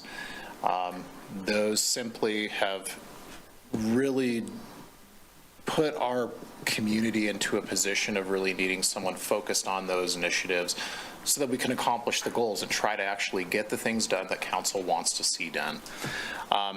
With that, as City Manager Jordan noted, we do see changes in personnel related to filling the planning manager position, bringing the planning division into full being staffed as it once was with 3 planners.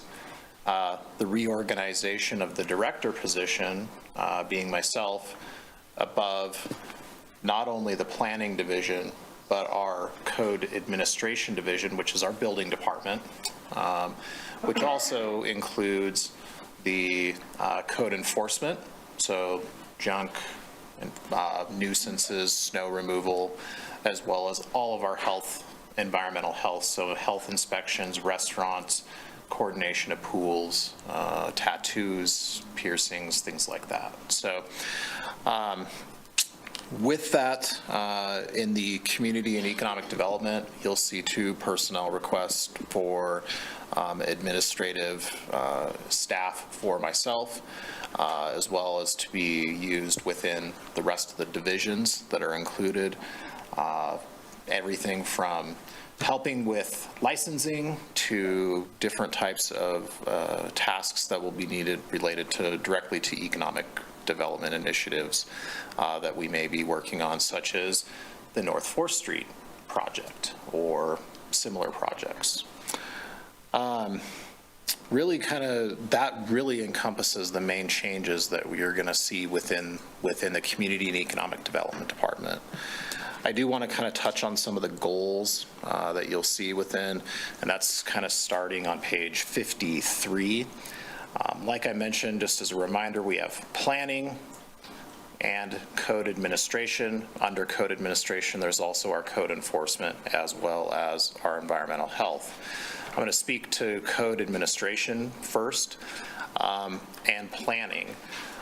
For both planning and code administration, the implementation of our online permitting software that we are currently engaged in is going to be a major effort and a major change in our community. This was something that was looked at previously before we started looking into the financial software that's now been implemented successfully. And the permitting components of that is going to change how we do things within the city. It's going to make it more like we see across the country in terms of submissions online, payments online, reviews online, keeping the applicant much more engaged in the review process and allowing them to see comments in more real time, as well as seeing what's actually being done with their permits, knowing that it actually got submitted and isn't just sitting in someone's email box or on somebody's desk. I think you're going to see those two goals being accomplished over the next year is a major task.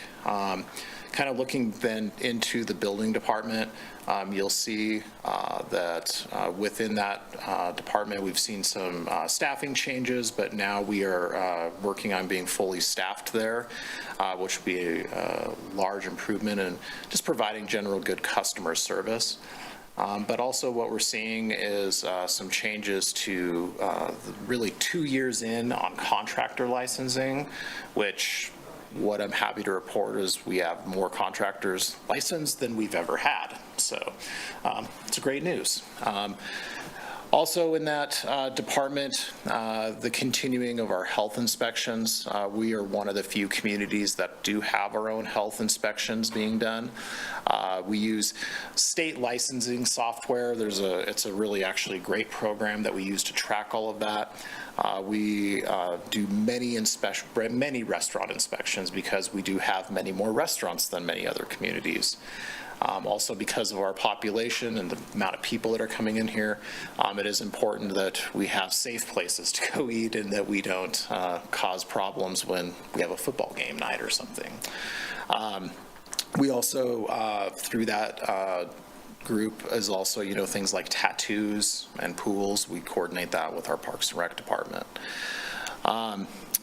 In our code enforcement side of things, we have seen recently the addition of our new code enforcement person, Ray Sandoval, replacing Brian Forrester, who was here from the very beginning. And so what we can say is we've been very pleased with that transition. Ray has brought a lot of great new ideas and expanded on a lot of the great things that Brian was already doing. I think one real important thing to note about that is our new volunteer software.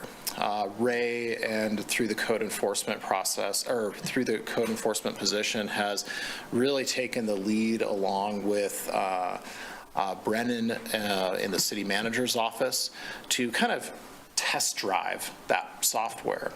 We are currently using it. We have a lot of different volunteer opportunities available already on there, as well as the ability for us to kind of track, like, how many hours are we seeing with volunteers? Who's doing the volunteering?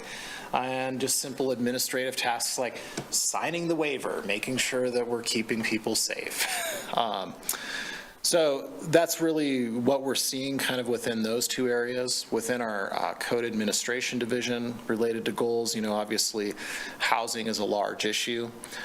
Really focusing on our staff being able to provide good customer service, getting inspections done, which we have traditionally been very good at. The fact that we have the inspectors that we do with the knowledge that they do is a large component of that.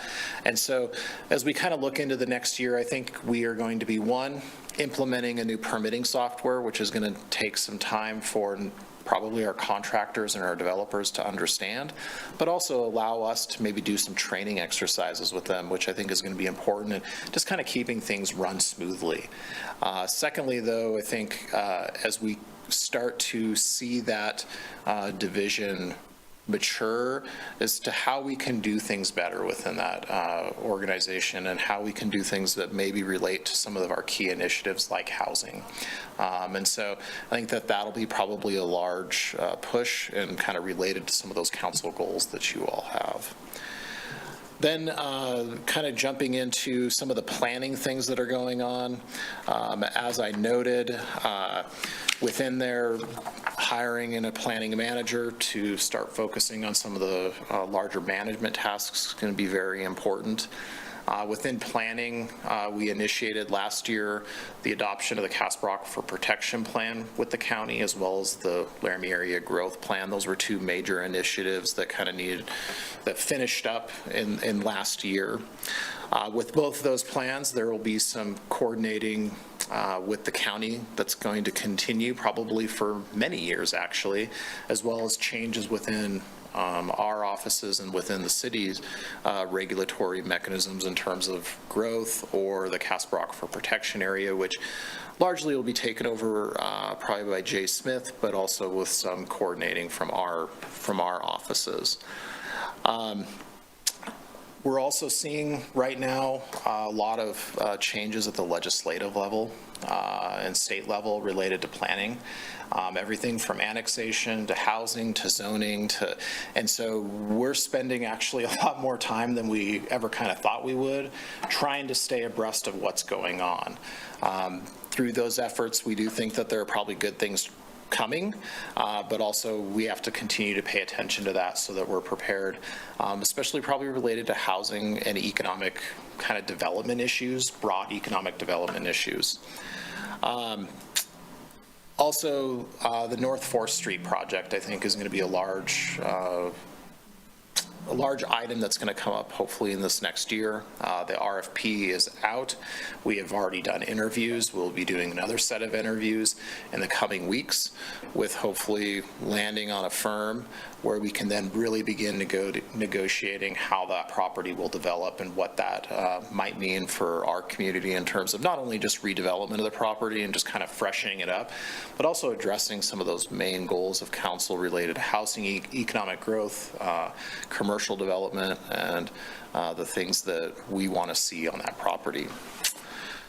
Finally, I'll just note within the planning Reconnecting Communities grant, a really important initiative in terms of how our community looks related to bringing kind of the Laramie proper and West Laramie together. How do we better improve those connections of not only just vehicular and streets, but our connections related to like pedestrians, sidewalks, pathways. And that's going to be a fun and neat initiative, I think, that will kind of tie into some of the things that we're doing currently, such as like the West Side Visioning Project. So really with that, I think that kind of touches on all my items, and I'd be happy to take any questions. Councilor Richardson. Thank you. Thanks for all of this information, Derek. You had said that the city has more contractors licensed than before. Do you have any idea of like what that growth has looked like over time? If you want to hold tight until June 11th, I think is when we're doing our work session. And it's like the perfect time. That's what I want. I'll kind of have some more numbers and dig more into it. So if you're interested. Yeah. Great. And then I had, the volunteer software. I know that we've just kind of only recently launched that. Do we know what usage looks like, or, yeah. It's pretty low right now, but it's also, we're not pushing it hard. We're really using it internally right now to track volunteer opportunities. We do have a few users on there. I think that's kind of the next step, is by understanding from the city manager's office, and be kind of pushing that out in terms of just to the general public. We're also coordinating that with the university because they use the same software. And so I think that as that tie-in comes in, we'll start to gain that student population too into some of our volunteer opportunities. So.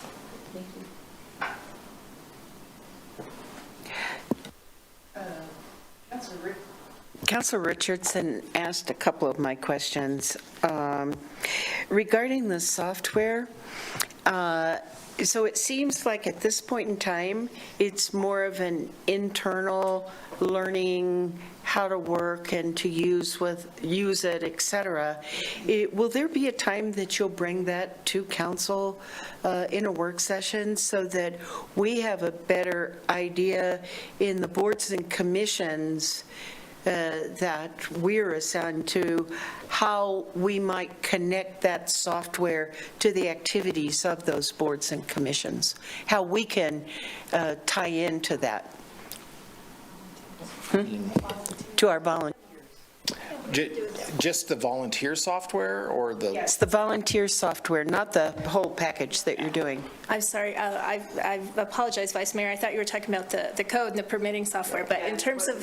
Specific, I'm sorry. That's okay. We have so many software projects. In terms of the volunteer software, yes. Brandon and I have been planning to come and hopefully demo that for you all. We were looking at June, but your schedule's kind of busy. And so we were hoping to get in front of you in June. It is largely waiting to see when the Fitch study out of fire could be presented, because we thought maybe we could show you that night, because that will require an off Tuesday special work session, and I didn't want you to have too many. So yes, we're working toward that. We demoed it last week for the department heads, and they are also identifying lead persons in each of their departments who will take responsibility for volunteer opportunities in their respective sections. But really, in Derek's department, under code enforcement, that's where we've done the most testing and sort of pushed the bounds of it. Councilor Richardson. Thank you. I almost wonder if, rather than having a work session on it, if it was brought to our committee, since they will be using it anyway, we could all kind of learn with them, and maybe it would save a work session time, but allow us to still learn with committees. I mean, still work, but. And I see Councilor Gabriel, you have a question? Yes, thank you. Derek, you might have mentioned this, and I might have missed it, but I was just curious about personnel with all of the activities going on in the city. 30th and Reynolds, the big project northeast of town with over 230 lots, North 4th, all of that, plus other things, I'm sure. Personnel-wise, how do you feel about your office handling all of this development? I mean, I think that is really what you're seeing in the personnel requests and why we're seeing that. Just the changes in the development that we are seeing in our community, the faster pace that development is expecting to be done in our community, and then just simply the number of projects that we're seeing is really driving, I think, that number and that change in our personnel.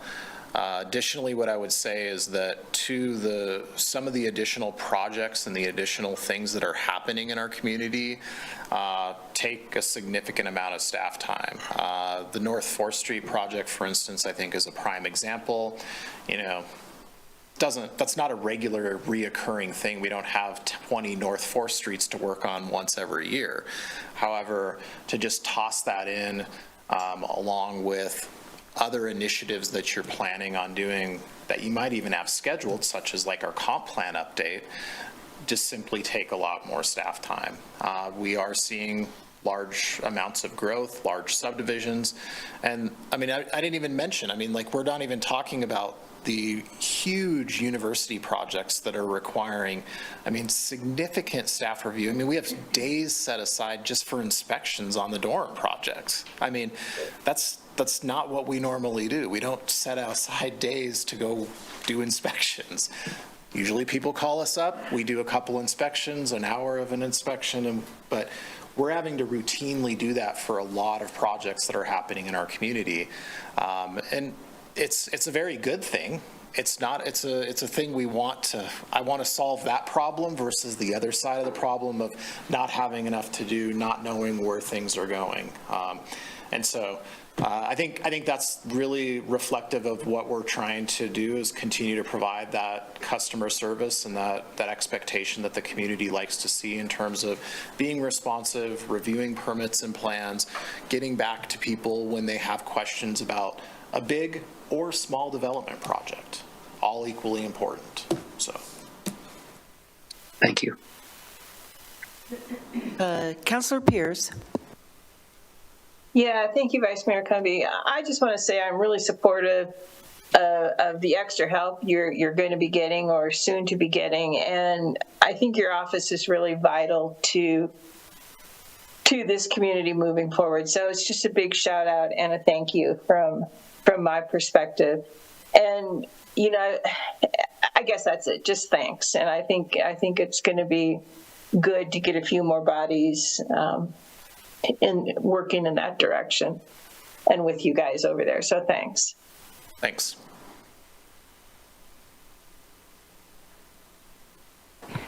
I have a couple more. So first of all, I'm the liaison to the Planning Commission, and I'm very impressed with the amount of work that you're doing. And I'm trying to go back through my notes and get a sense of the number of potential housing projects that have gone through the approval site and that are now in the developer's hands and up to the developer. You know, they're working on the next phases of moving it forward. And as Councilor Gabriel said, there's the 233. We have other applications around the city, and I'm just wondering if you have an estimate of what have we, the numbers of houses that we have, the plats that have been approved and have the potential to move forward with development. Vice Mayor and Council, I do. I thought you would. So I can pull it up if you really want, if you want to wait a few minutes for me to pull it up, or June 11th, we've got our work session coming up. I think June 11th will be fine. Okay, then hold tight and you will get those numbers. That is something I think, if you remember during the city manager's presentation, we had, I don't know, a couple slides on housing. Yeah. I'm going to provide you kind of just an updated kind of where we're at. The numbers haven't changed significantly, but I think they're important to kind of see how many properties we have ready to go, kind of what's in the queue is kind of what I'm calling it, and then what we have almost ready to go or needs to be final platted and things. And it's actually a significant number of units, which is really good. We're not, you know, the sneak peek is we're not on the other side of things where there's zero.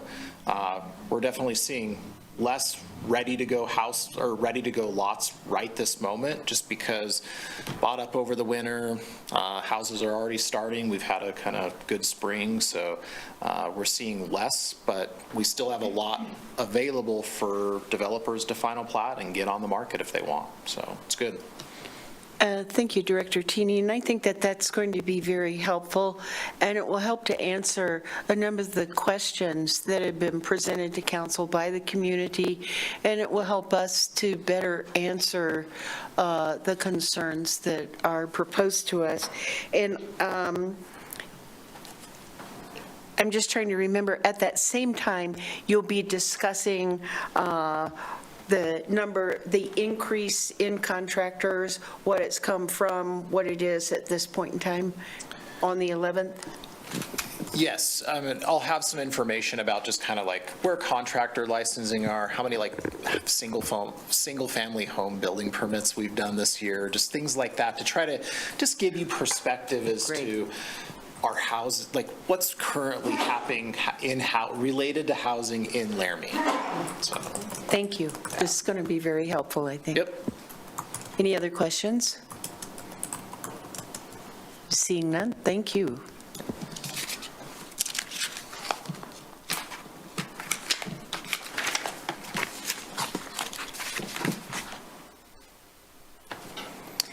Council, so rounding out that conversation, I would point out that the organization of the new department, here's how the numbers shake out as far as budget allocation, assuming that you approve the recommendation for the 2 additional FTEs in this department. Planning would comprise about 50% of the expenditure, code administration 33%, and community and economic development about 17%. Total budget for the new department, again, this isn't new money that's being outlaid. This is just taking funds that were already being spent and reorganizing under this umbrella of community and economic development. Total budget for the department in 2024 would be $1.2 million, and in 2025, $2 million, driven by a little bit of a capital project expense. So that's the higher of the two. Expecting to drop back down in fiscal 26 to 1.4, roughly $1.5 million for community and economic development department. With that, council, my goal for tonight, since you also have a work session tomorrow, was to run about 2 hours tonight so that we have some stamina left for tomorrow. But what I would suggest, if it's amenable to you, is we do have the Human Resources Director here. That is a small department. I suspect it is a short conversation. Perhaps we could hear from Patty and then wrap it up tonight and come back tomorrow with Public Works, which of course is enormous. So. Yeah, ginormous. So if you're comfortable with that, then it looks like I don't see anyone running for the door yet. So we're going to go to page 75, which is the Human Resources Department budget. I believe it is the lower part of page 75. Did I give the wrong page number, Patty? Yeah. 78. Apparently I'm off. I can't read my own handwriting. Okay. There we go, page 78. All right, Director Russell. Good evening, Honorable Mayor, Vice Mayor and Council. I only have a couple of items on the budget. It'll take maybe 5-10 minutes depending on questions. The first one on page 78, I believe, is our supplementals and what our budget's going to be. One of the first supplementals that we have is for personnel. It's my provisional. We're actually bringing her up to the hours that she's been working. We're putting that in the budget, so it's a $16,000 request to have her work the hours that she's working to help keep us organized and structured and doing a lot of the tasks that helping our job much easier. On pages 39 is also the supplement, and the additional EAP request that we're asking for is $25,000.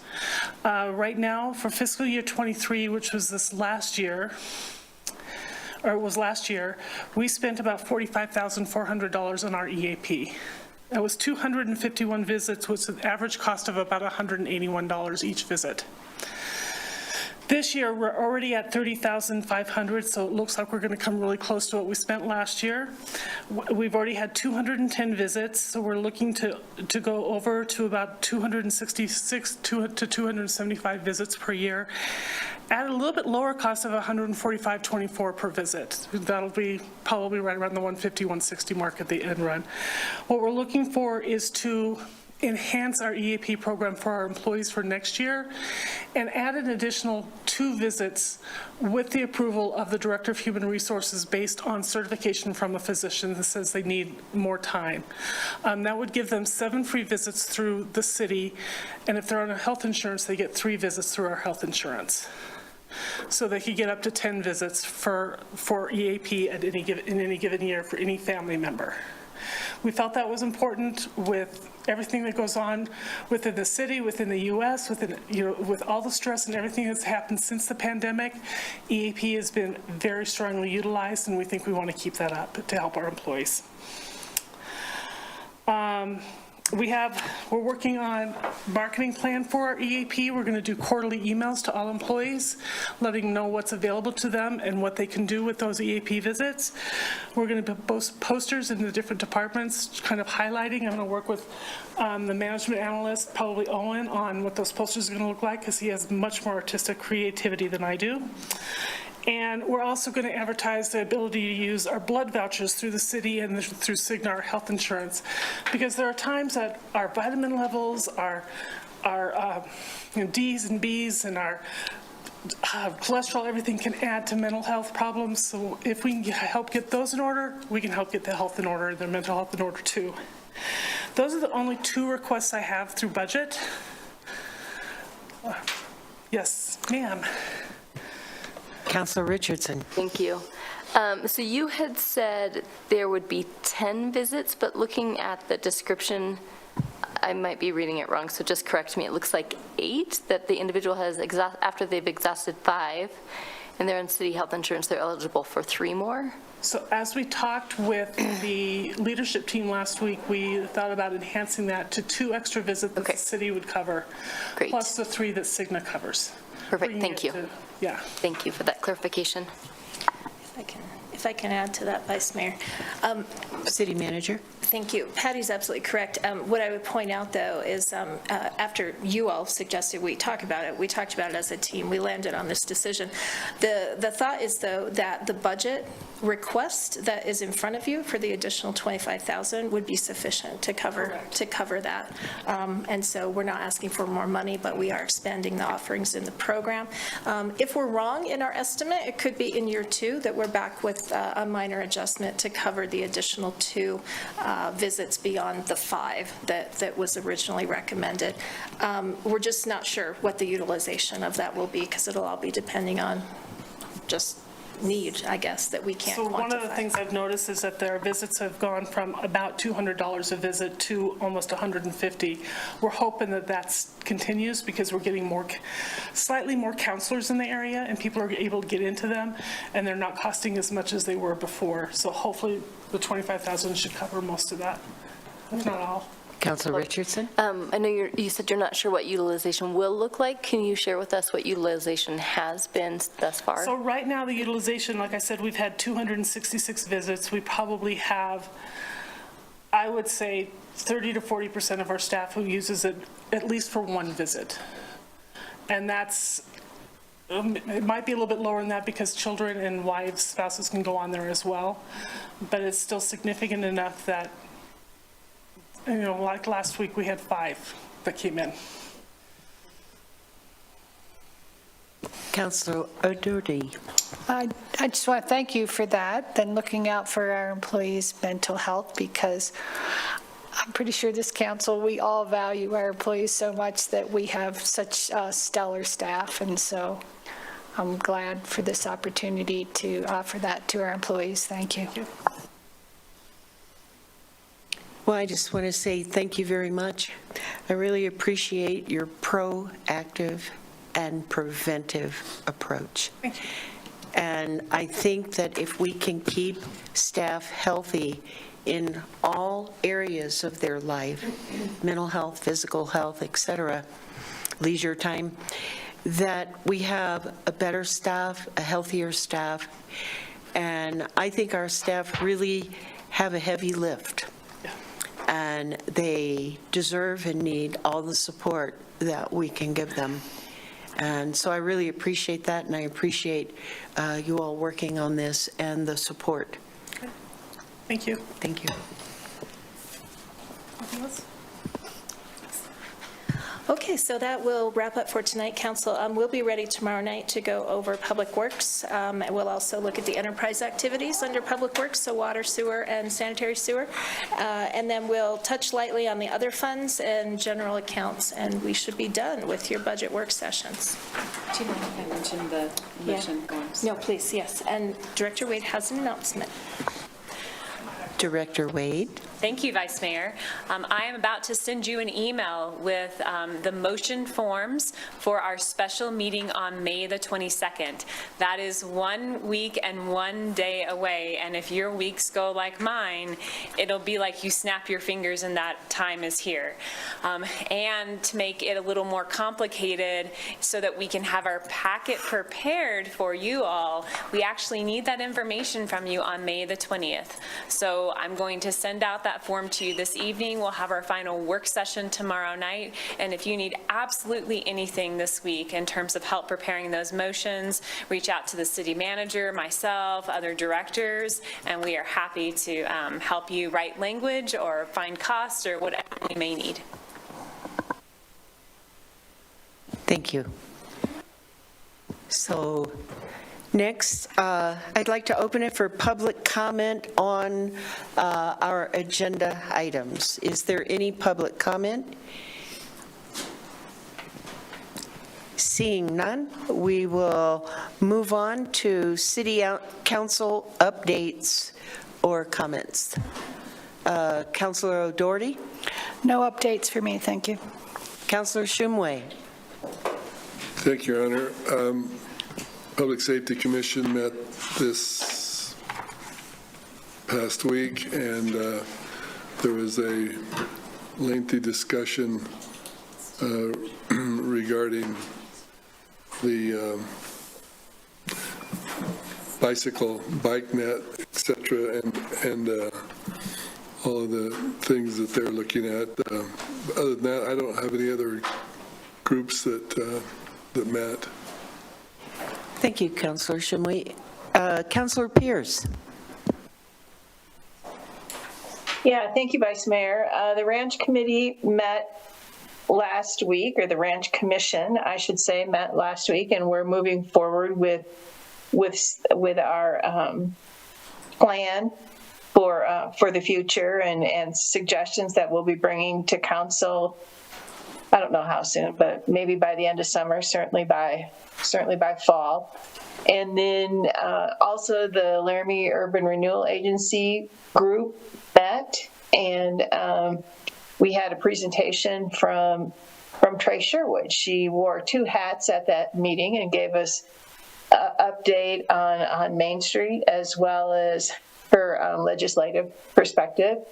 And she mentioned probably most interesting for council members is what's going on in corporations committee regarding some rental regulations coming out of the state. So I know Todd and staff are probably keeping a pretty close eye on that. The next meeting of the corporations committee is in, help me out, maybe August, and it's in Evanston of this year. So just to kind of put that on our radar of things that could potentially be coming down the pipe from the state.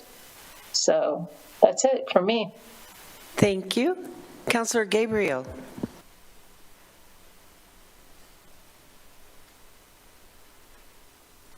I am here. Yes, I have.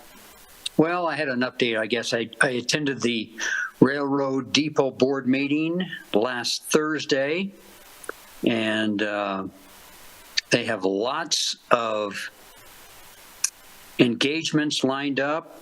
They're doing pretty well, trying to keep their head above water. But other than that, Tourism Board meeting coming up on Monday, and that's about it. Thank you. Councilor Richardson? Thank you. Councilor Newman? Also none. Thank you. I just have a brief update. Planning Commission met last night, and it was regarding the Spring Creek Village, a second filing. That is a property north of Boswell, west of 9th, and it was for the approval of 16 residential lots with one open space trail for future development. It was rather an impressive presentation because there are significant issues related to that land and the gypsum, and it really takes a lot of skill, knowledge, and commitment to work with that property. Each property has to be treated individually and analyzed for the gypsum content, the amount of moisture, et cetera. And it was a very impressive presentation, and they did approve that. That ultimately includes 135 lots, which in future development will include 123 residential, 1 mini storage complex and 5 future development business. And so this was for 16. And that did receive full recommendation from planning, so we'll be seeing that. And that is it. And I'm wondering, does council want to do the agenda review? Or we're meeting tomorrow, do you? Should go fast. Okay. Are there any suggestions for changes in the agenda for May 21st?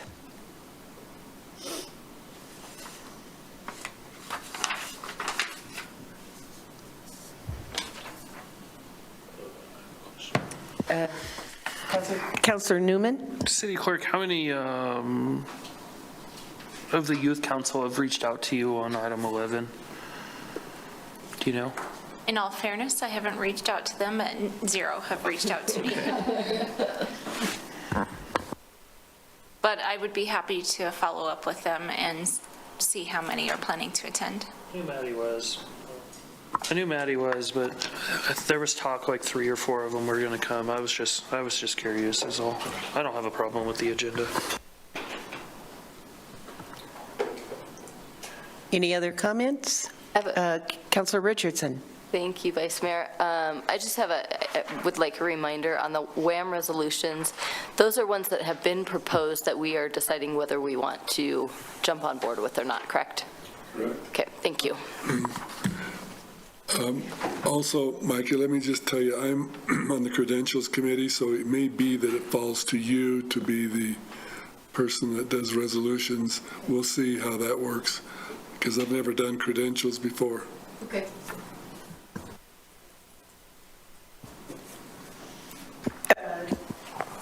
Vice Mayor, I had a question. Councilor Gabriel? It's about those resolutions. Joe, are these ones that, or just, can you fill me in on where these are coming from? These have been approved by WHAM, and then they have to go to the individual towns and cities? Or what? Councilor Gabriel, each community has an opportunity, as we did, to submit a resolution for consideration. They will go, all of those that are received will go before the WHAM individuals that, for example, each one of them have a representative that go there, and then they will either vote them up or down. After they're voted up or down, then it goes to WHAM to propose to the state legislature. So we're just saying which one of those resolutions we're going to support. I know there's several coming from Cheyenne. I think there's some more coming from Pinedale. I believe that there's some coming from Sheridan, but I don't believe the city of Laramie has a resolution that they're considering. Normally there's 20 or 30, and that meeting, there's usually it's 1 or 2 that receive quite a bit of attention, and they're voted up or down. Most of them are supported, some of them are not. Councilor O'Doherty? I was just wondering, can we leave our nameplates up tonight? Or is there court tomorrow? Okay, Yes, thanks. you may leave your nameplates and turn in your mics to be recharged. Then that's it. We are adjourned.